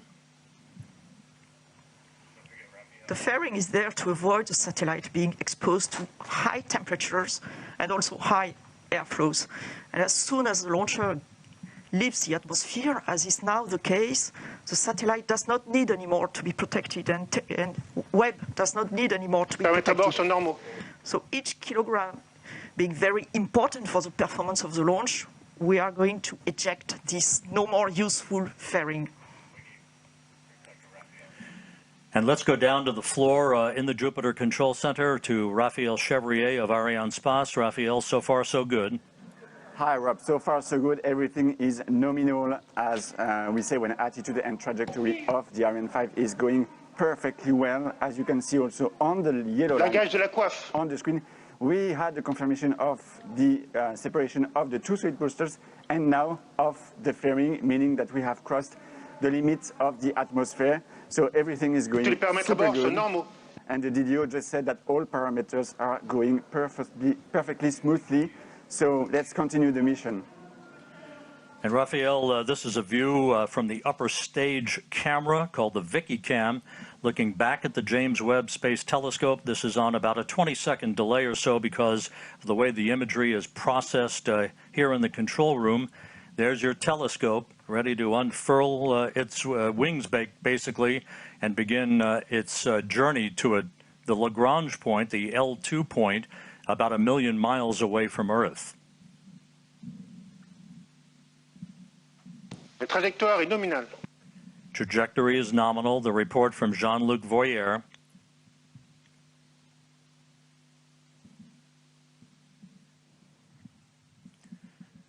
The liftoff time confirmed here in the Mission Control Center at 12:20 Greenwich Mean Time, 9:20 a.m. Kourou time, 7:20 a.m. Eastern Time.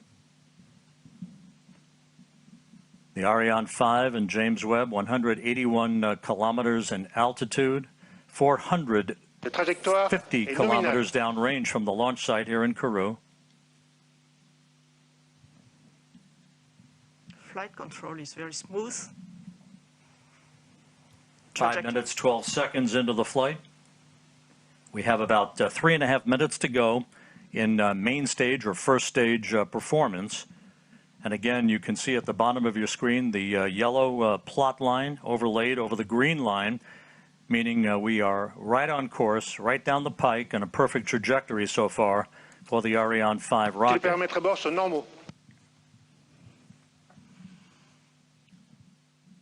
All telemetry data are now received by the Galileo tracking station, which is close to here, where we are in Kourou.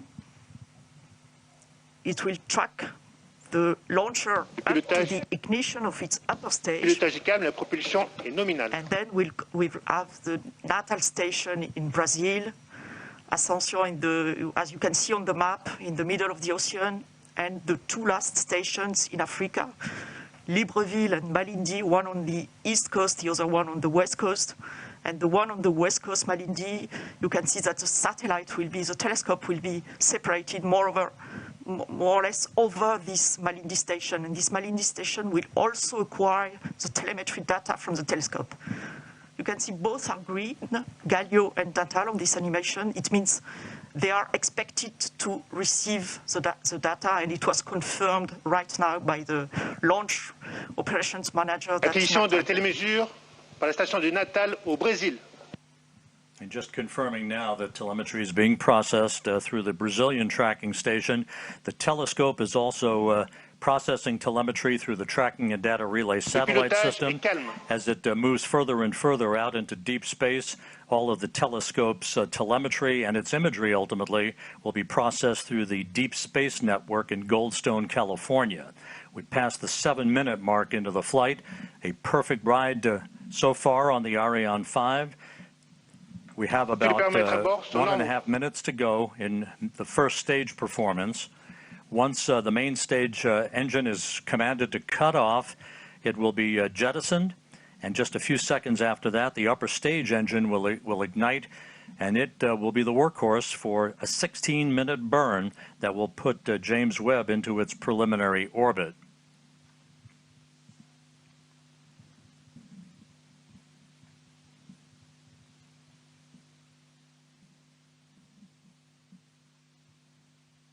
About 11 minutes from now, telescope controllers at the Space Telescope Science Institute will be sending commands to prepare James Webb for the initial series of commissioning activities that will lead to the deployment of its solar array and the initiation of generation of electrical power for the telescope.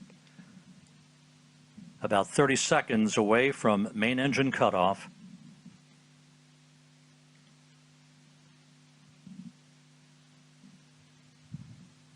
La trajectoire est normale.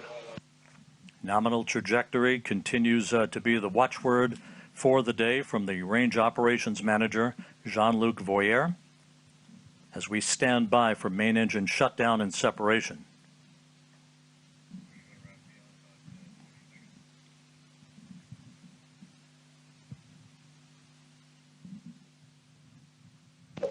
Extinction de l'EPC.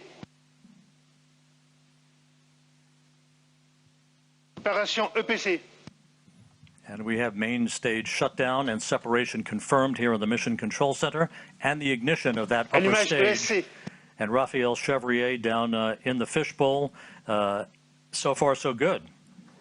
Yes, Rob, we have the confirmation of the separation of the main stage and the ignition of the upper stage. The trajectory is perfectly nominal. This is a very important moment for us because it's always a challenge to switch on a cryogenic engine in space condition, and we are now at 220 kilometers of altitude.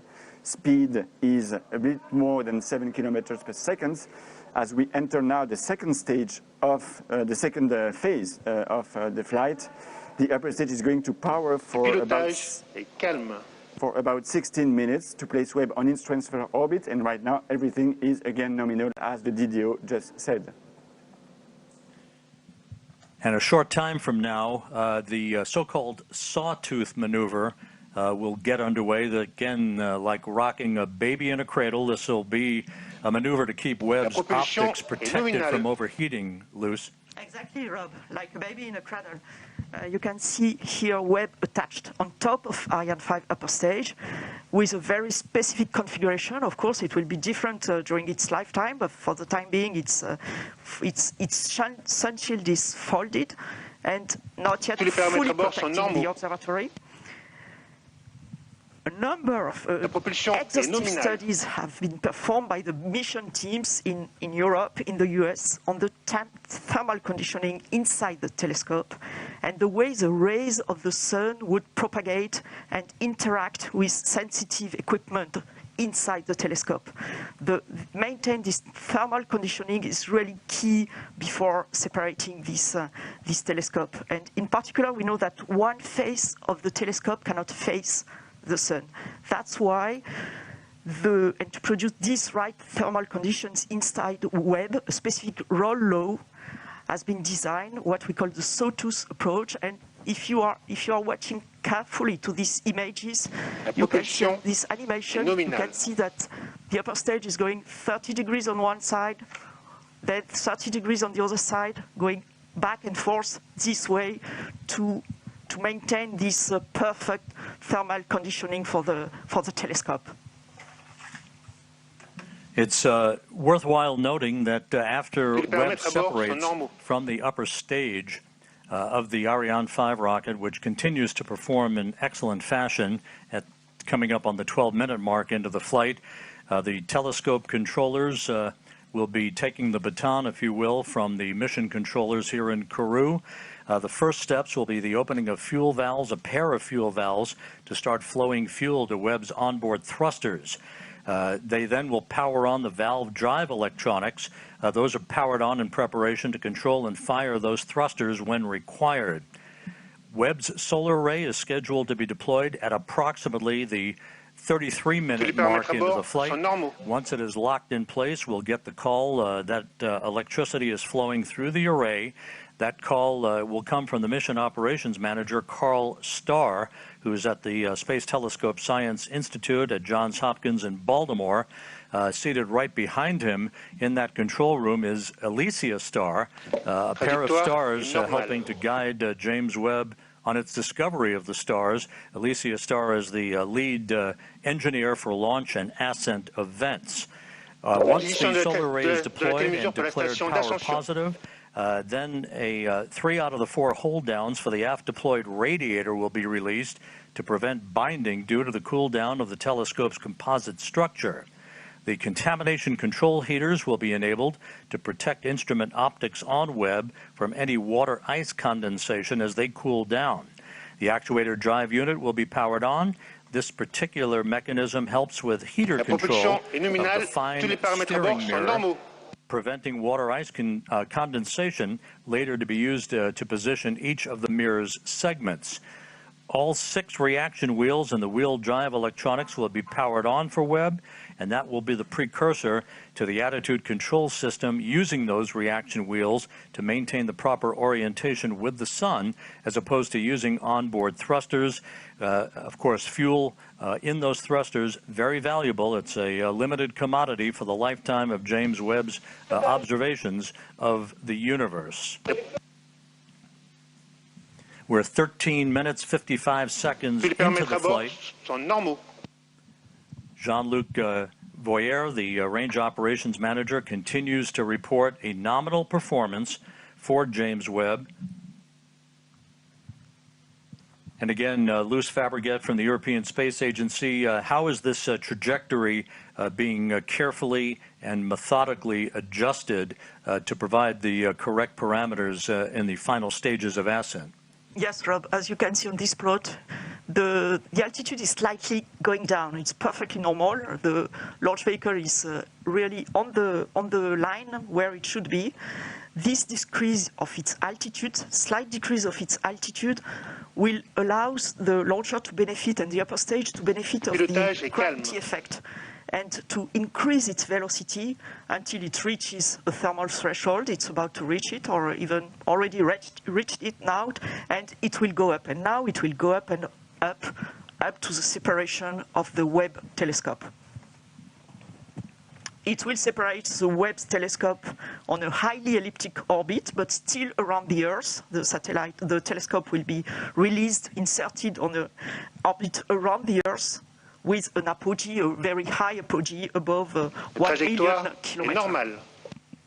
Trajectory nominal, as reported by Jean-Luc Voyer. You see him in that view, 185 kilometers in altitude, some 4,500 kilometers downrange from the launch site here in Kourou, moving at more than 8 kilometers per second, right on the plot, right on the trajectory, everything looking great. We are about 9 minutes away from the completion of upper stage ignition. It's shut down, and then about a 2.5-minute coast phase before Webb will separate. Observatory separation will be called out. You'll be hearing those calls and the initial calls from Carl Starr, the mission operations manager at the Space Telescope Science Institute at Johns Hopkins, through solar array deploy and the declaration of a power-positive spacecraft. James Webb, of course, will be traveling well beyond the moon to a distance of about 1 million miles away from Earth, settling into a highly elliptical, halo-like orbit to begin its astronomical observations. And again, as we mentioned earlier, at the time of observatory separation, Webb will be at an altitude of approximately 864 miles, statute miles, traveling some 21,000 miles an hour.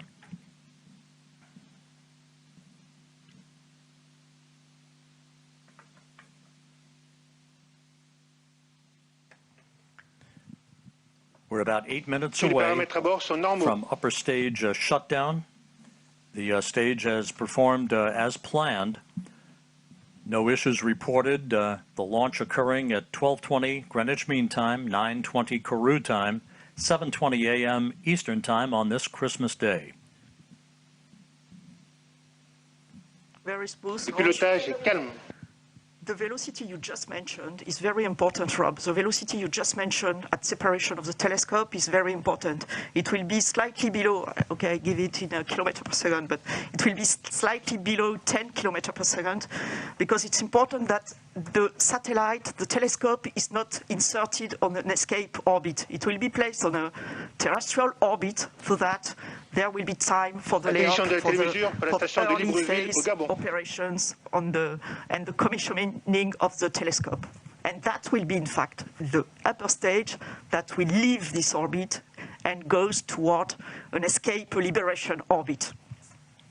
And of course, even though we're still in powered flight, the trajectory, the acceleration, the speed at which James Webb is going towards its preliminary orbit, all modeled in advance and carefully choreographed to maintain as quiescent an atmosphere and environment around the telescope for its ultimate separation from the upper stage of the Ariane 5 rocket, which is about 6.5 minutes from now.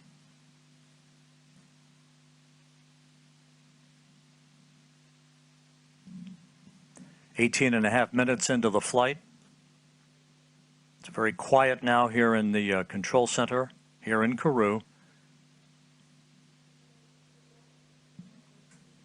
NASA officials, European Space Agency officials, Ariane Space officials, all watching telemetry very carefully.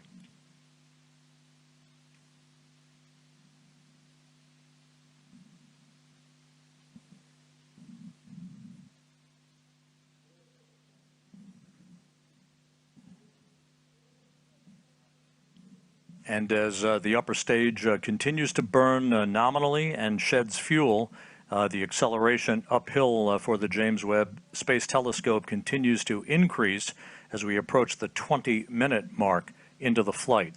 Again, upper stage cutoff is scheduled at the 24-minute, 51-second mark into the flight, about 5.5 minutes from now.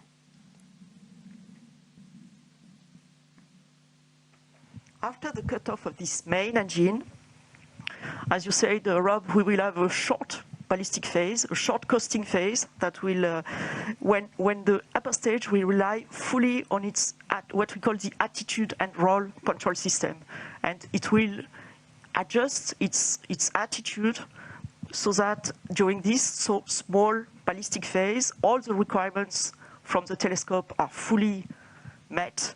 And that at the separation, when there will be the separation, the conditions will be very smooth and as requested for the telescope. Beginning of life.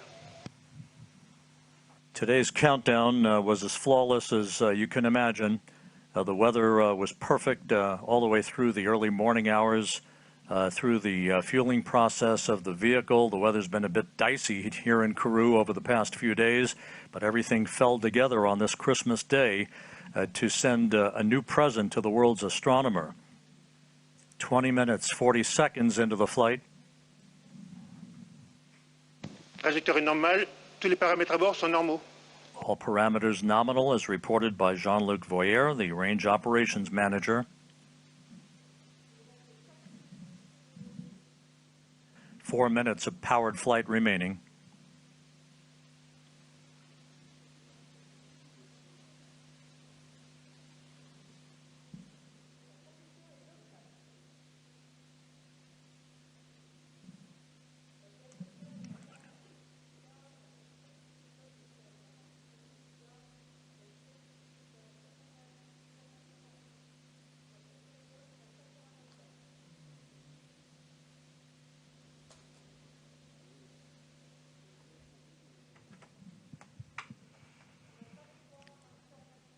The telemetry of the launch vehicle is acquired for the time being by the Libreville tracking station on the western coast of Africa. Flight control is nominal. The trajectory is fully normal, fully as expected, as you can see on the plot with the yellow plot over the green one. That is the expected one. 22 minutes into the flight. Less than 3 minutes of powered flight remaining. Smooth flight control.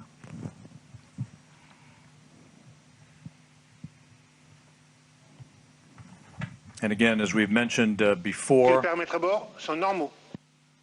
everything nominal reported by the range operations manager. As we've mentioned before, this is a long ride uphill for the James Webb Space Telescope to put it at the proper position in the sky so that it can escape from the Earth, basically head beyond the moon towards its final orbit for its commissioning activities that will be the dominant feature of all of the operations from the Space Telescope Science Institute over the course of the next several weeks.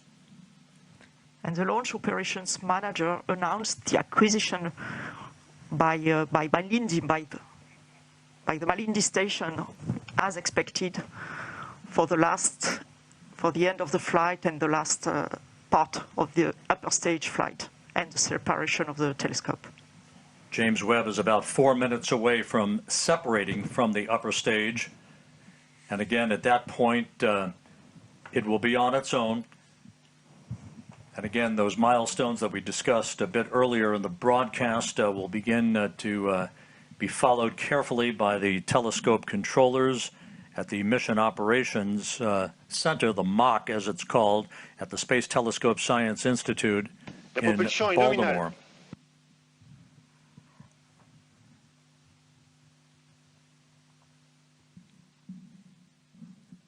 One minute of powered flight remaining.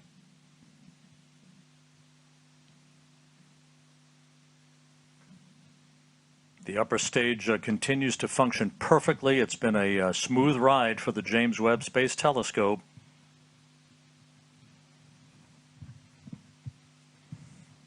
Trajectoire est nominale.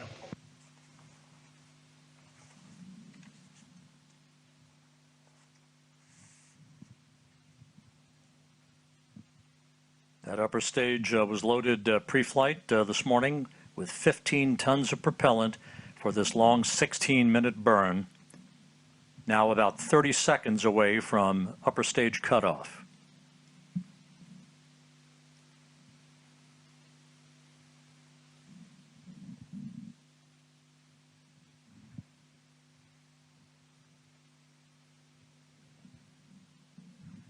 And we're standing by for upper stage shutdown and the cutoff of the upper stage engine.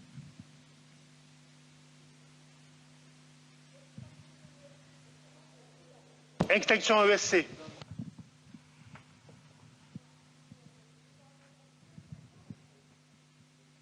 Les paramètres à bord sont normaux. The extinction of the shut-off of the cut-off of the engine was confirmed exactly as expected, with the exactly expected altitude and speed and velocity. So now we have entered the coasting phase, the ballistic phase, that will last for a little more than 2 minutes.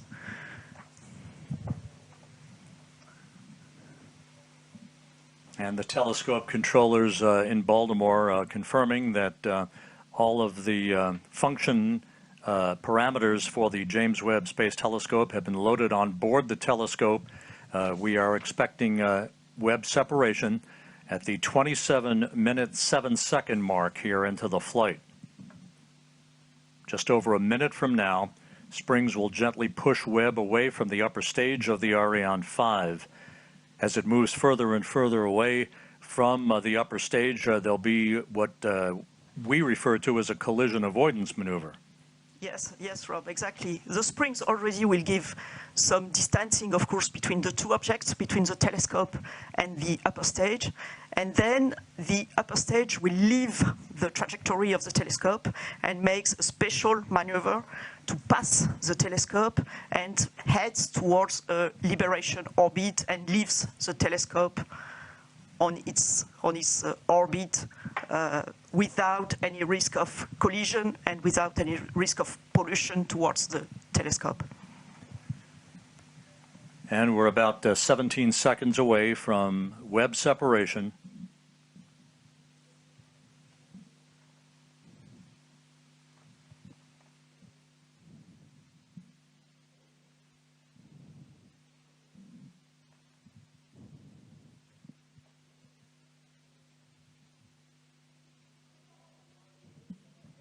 Séparation Webb Space Telescope. Go Webb!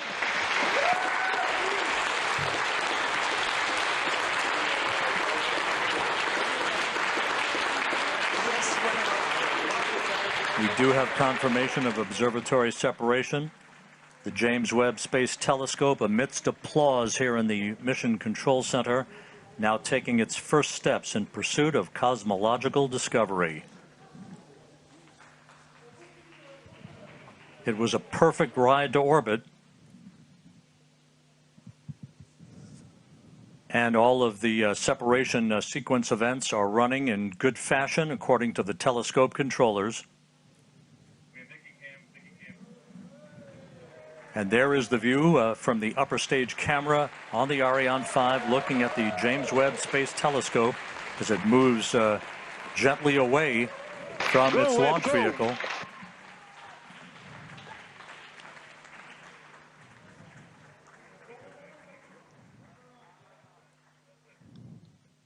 Fantastic pictures of this telescope. Go Webb, go Webb.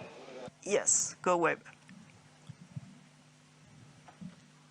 Ironically enough, as we marvel on this view from the upper stage camera, this will be humanity's last view of the James Webb Space Telescope as it moves to its workplace about 1 million miles away from Earth. Yes, you're right, Rob. Impressive, fantastic pictures. Yeah. Now we'll be hearing shortly from the Mission Operations Manager at the Space Telescope Science Institute, Carl Starr, who will be calling out the procedures that will lead to the deployment of Webb's solar array.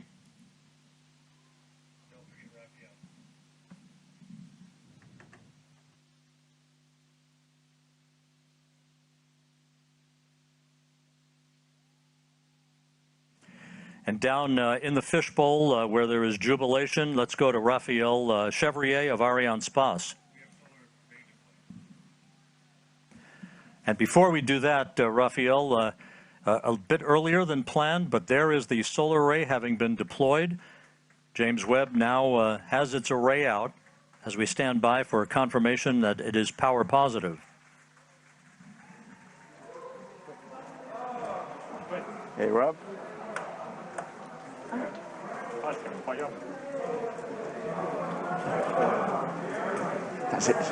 J'entends pas ce qu'il me dit. Il m'a appelé ou pas? Il m'a appelé ou pas, Rob? Non, il t'a pas appelé.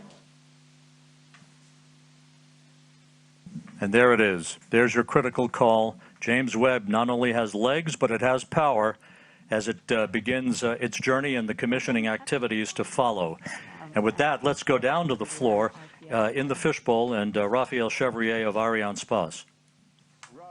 This is it. We have witnessed and the confirmation that Ariane 5 have safely delivered Webb into space. The upper stage is now being placed on a safe escape orbit around the Sun, but honestly, I've got to tell you that these images are absolutely incredible, and well, it may be the end of the mission for Ariane Space, but it's only the beginning of the journey for Webb. It's now on its way to the Lagrange point. Congratulations to all the team involved in the flight. Really, there is no words to describe the immersion that is happening right now in the fishbowl. So all I can say is good luck, Webb, and bring us incredible data from the deep universe. At that point, our sequence will continue. Well, Raphael, congratulations on a perfect ride to orbit from the Ariane 5 out of Kourou here today. A view here in the Space Telescope Science Institute. Their work just beginning on a new era of scientific observations. Luce Fabregat, it was a smooth ride to orbit. Everything went by the book, almost like a simulation, without any problems. And we thank you for all of your insight throughout the course of the day. Thanks to you, Rob, and really a great achievement. I have many faces and names now coming up to my mind, and really you can be proud of what was achieved on both sides of the Atlantic Ocean. Thanks a lot to you. Tremendous jubilation here in the control center. You're looking at Jean-Luc Voyer, the range operations manager. Quite a Christmas present for the world's astronomers as the James Webb Space Telescope begins its life heading towards deep space. With that, we're going to go back to the floor now to Katie Haswell. Katie, we did our thing. It's up to you now. Oh my goodness, I just can't tell you. It's such utter jubilation here on the floor in the Jupiter Control Center. Everybody's been whooping with joy. The controllers here and the mission controllers jumping up, clapping, whooping with joy, people hugging. And I have to say, my throat was caught as I saw the glimpse of sunshine on Webb solar panels as we watched it heading out into space on its journey to its working zone. It's going to take about 6 months before we start getting our deep space observations from Webb. Of course, the teams have got a huge amount to do before we get to that, and our best wishes with all those teams in Baltimore. I want to get some reaction. Right now, everybody's talking and hugging each other because they're feeling so excited, and I totally understand that. Let's start, though, by going over to the NASA administrator, Bill Nelson.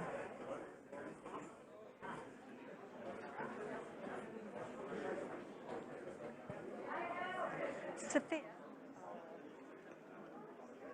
Okay, can you go on right now?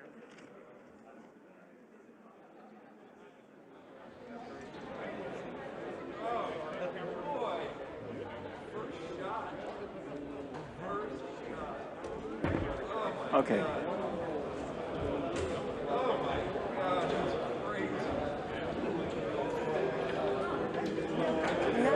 Administrator Bill Nelson right now looking at these jubilant scenes here in the Mission Control Center in Kourou, the European spaceport in South America. There are the teams. The mission controllers have done a fantastic job. It was an utterly flawless launch.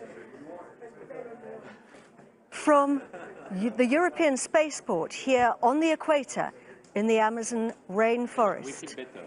Hoping to go over now to NASA Administrator Bill Nelson to get some reaction from him.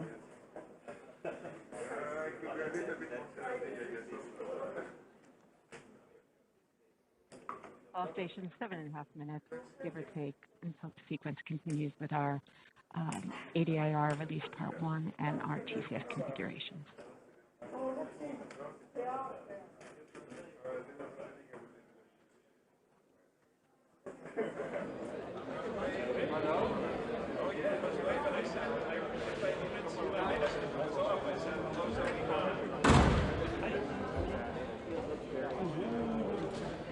And GSC on off, filling the JW6 config.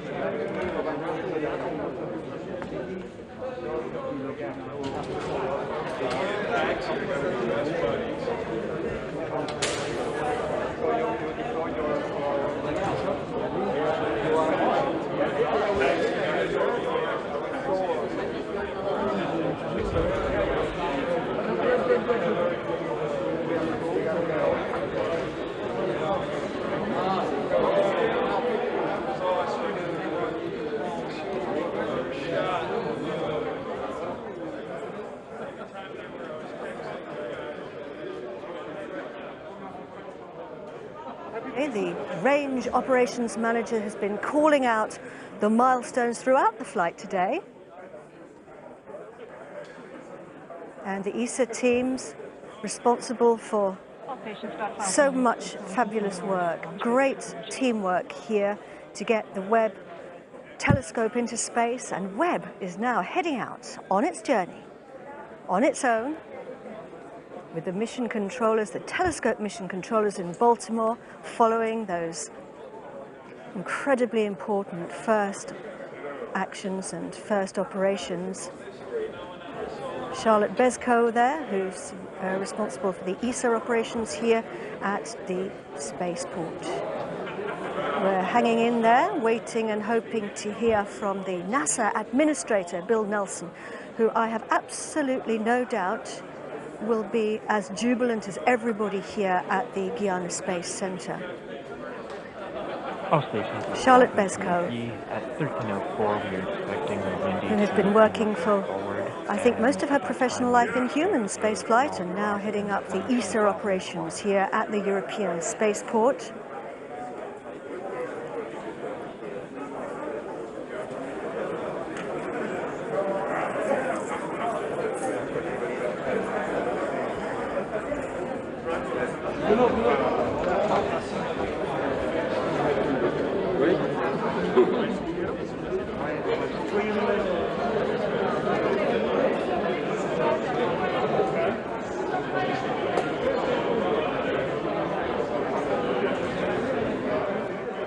Over to you, Bill Nelson.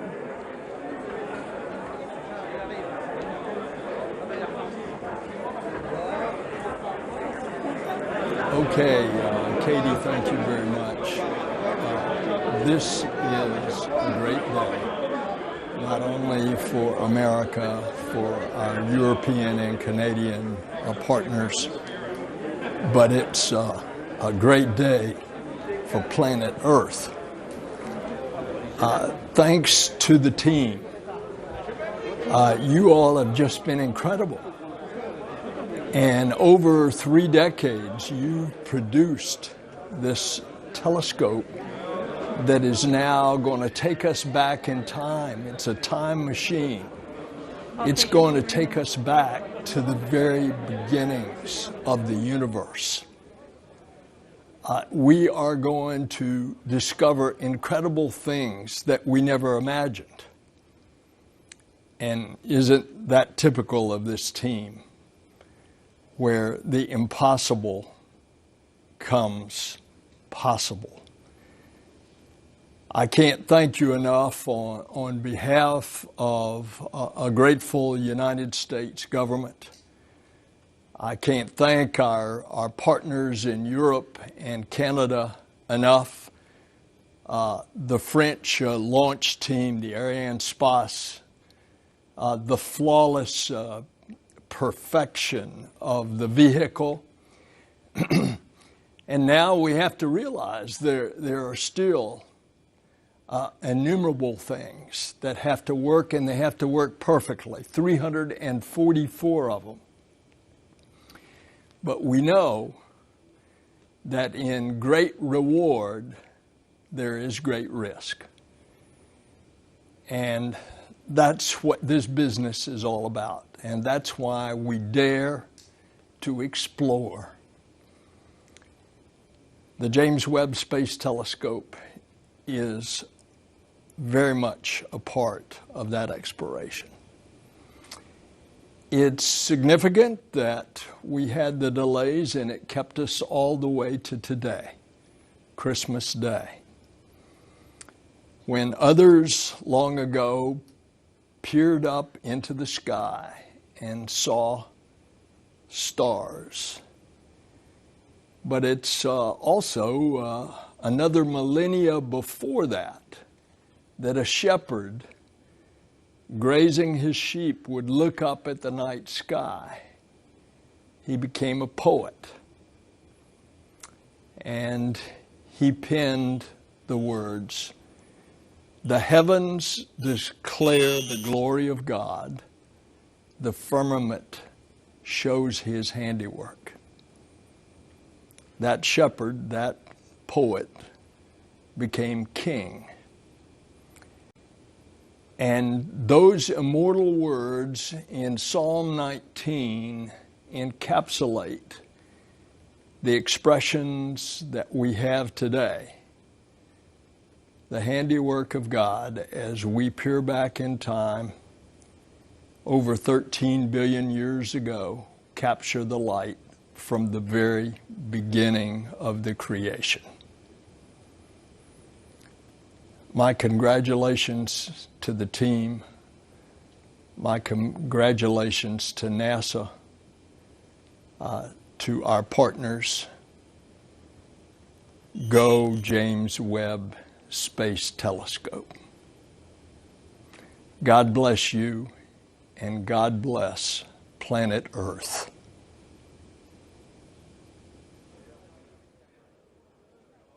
Back to you, Katie. Bill Nelson, thank you very much for those incredibly moving words.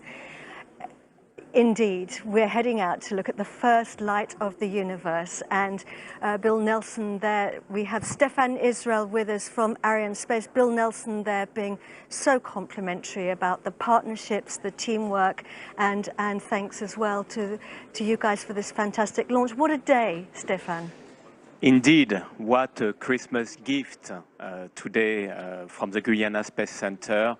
We really want to thank NASA for its trust, the administrator, Bill Nelson. We have with us Thomas Zurbuchen and all his team, and our first thoughts are going to NASA. It is a journey of 20 years we have made together.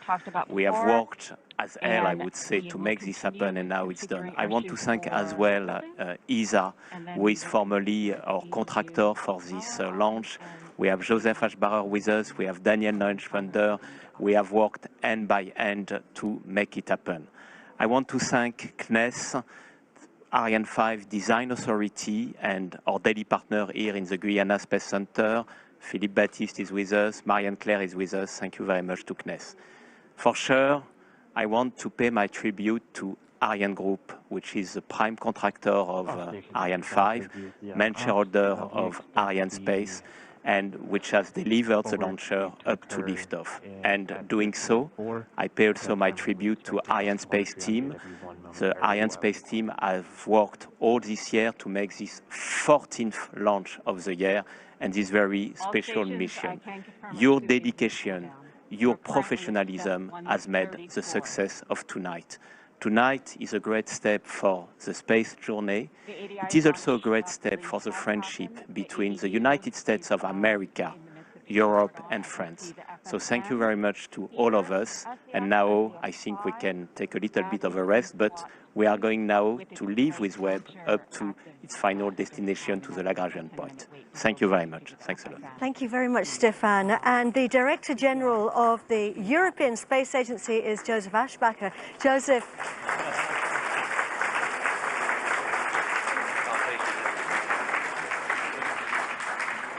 So Merry Christmas to everyone.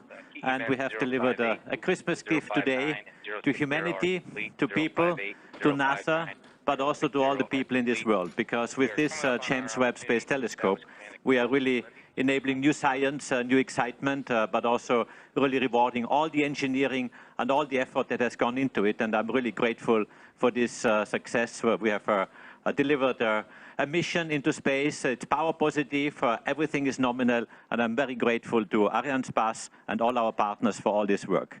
Stefan Israel has already thanked all our partners, but let me also just very briefly recall that this was really a team effort. It was a team effort of the European team. We call it Team Europe, the European Space Agency, obviously providing the launcher with Arianespace, with CNES, with Ariane Group, with all our partners which we have to make this possible. And I really would like to spend a minute to thank all the people involved in this. Today is Christmas. Some of them are here, have been spent weeks here in French Guiana or at the sites where they've been working. It's a special moment. I know you have made sacrifices, but it's a special moment, and really thank you from my heart. But also thank you, NASA. Bill Nelson was speaking before. Thomas Zurbuchen is here with his team. Fantastic cooperation, and this cooperation between NASA and European team is really exemplary. And a big, big thank you, Thomas and your people, for what you have done together with us, that you have entrusted this precious spacecraft to us, which we could deliver. And I'm so happy today, I can tell you, this is a very special moment. It's very nerve-wracking. I couldn't do launches every single day. This would not be good for my life expectancy, but I can tell you this was very exciting, very nerve-wracking, but really, really very successful. And thank you from my side. And congratulations, NASA. Congratulations, science community. Big science is to come, and really, really happy. Thank you from my side. Thank you very much. So the president of the CNES, which is the French space agency, is Philippe Baptiste, and he joins us now. Philippe. Thank you very much. Well, as everybody here in the room, I'm very, very happy to see that everything was fine, everything is nominal. It's great news for NASA, for ESA, for all of us. I just want to thank all the people who have been working over the last 20 years on this incredible instrument, on this telescope, but also people who have been working on the launch. I'm thinking especially on the 500 people who have been working yesterday during Christmas Eve to prepare the launch, to prepare this successful launch. And I really want to thank them very much. People from CNES, from ESA, from NASA, from Arianespace, and from all the partners who are around. I also want to give a special thank to the French Armed Force of Guyana who made this launch possible. They were monitoring everything, and without them, nothing would be possible here on this site. So thank you very much for all of them, and thanks also to all people from Guyana who are supporting this incredible European spaceport that we have here today. Thank you very much. Thank you, Philippe. So we now have a pre-recorded message from Lisa Campbell, who is the president of the Canadian Space Agency. I am so proud to witness the highly anticipated launch of this extraordinary mission. Je suis très heureuse et fière de m'adresser à vous aujourd'hui. It's a remarkable feat of international collaboration to think of all the scientific and engineering coordination that made today's events possible. In fact, Webb is the result of close to 25 years of planning and development with our international partners. Notre participation au Télescope Webb est l'aboutissement de plus de 25 ans de planification et développement avec nos partenaires internationaux. We're playing a big role on the world stage. Canadian excellence has helped make this flagship telescope a reality. Our participation in Webb is extremely significant. It's the largest space science project in the 60-year history of our space program. Webb est effectivement le plus grand projet de sciences spatiales dans lequel nous avons été impliqués depuis le début de notre programme spatial. The successful launch of this groundbreaking telescope bolsters humanity's quest for knowledge of the cosmos and ignites interest in astronomy for a new generation. The Canadian Space Agency is proud to have contributed critical instruments to this large-scale partnership as part of a global effort to spur the next great scientific leap. We're thrilled to take part in a mission of such enormous scientific promise. Nous sommes ravis de faire partie de cette mission extraordinaire.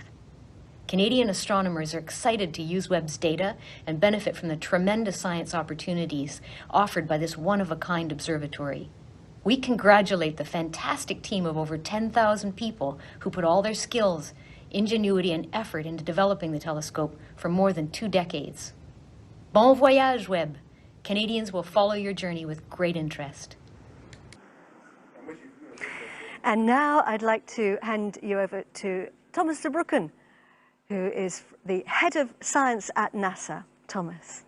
Well, Katie, what an emotional day, what an emotional time. We're here, all of us who have been working together for so many weeks, months, and years, and more importantly, our teams who are taking team images behind us, who have put in front of their lives as a highest priority for so many of them to actually get this done and get it done here, working even during the holiday times. I just couldn't be more grateful to the many, whether it's Arianespace, CNES, the European Space Agency, all the amazing people around French Guiana, the forces that are here, all the good people that have been such great hosts to our teams. All of them I want to thank. You know, whenever we look at launches, they're both an ending and a beginning. They're an ending of an engineering project on the ground, and with many amazing hours and challenges that are there, but they're a beginning. They're a beginning of one of the most amazing missions that humanity has conceived, and I'm so excited to look forward to the next setup of this telescope and all the science to come. Thanks to everybody. This is what we can do when we come together, Katie, as one, humans. It's just absolutely incredible. Thank you. Wonderful. And Dr. Z, thank you very much. Massive congratulations to you all, to everybody who's involved in today. Huge congratulations from everybody here at the Guiana Space Center, and also our very best wishes to all the teams in Baltimore who are now monitoring those early operations of the telescope as it starts to unfold. I'm going to hand you back now to Goddard, but before I do, I just want to say from all of us here at the Guiana Space Center, Merry Christmas. Over to you, Michelle. Thank you, Katie. I can tell you that here it feels like the dawn of a new age. Historians of the future will divide our understanding of the cosmos into eras before Webb and after Webb. Webb is this milestone that marks a bold effort to look backwards in time to the mysterious origins of everything. Of course, we move at human time scales, so here's what's coming up. In the next few weeks, engineers will unfold Webb's critical sun shield to begin chilling the telescope to unimaginably cold temperatures. They'll extend the DTA, the Deployable Tower Assembly, the structure that supports the Great Golden Mirror. And then finally, they'll unfold that mirror and begin the process of fine-tuning the system for work.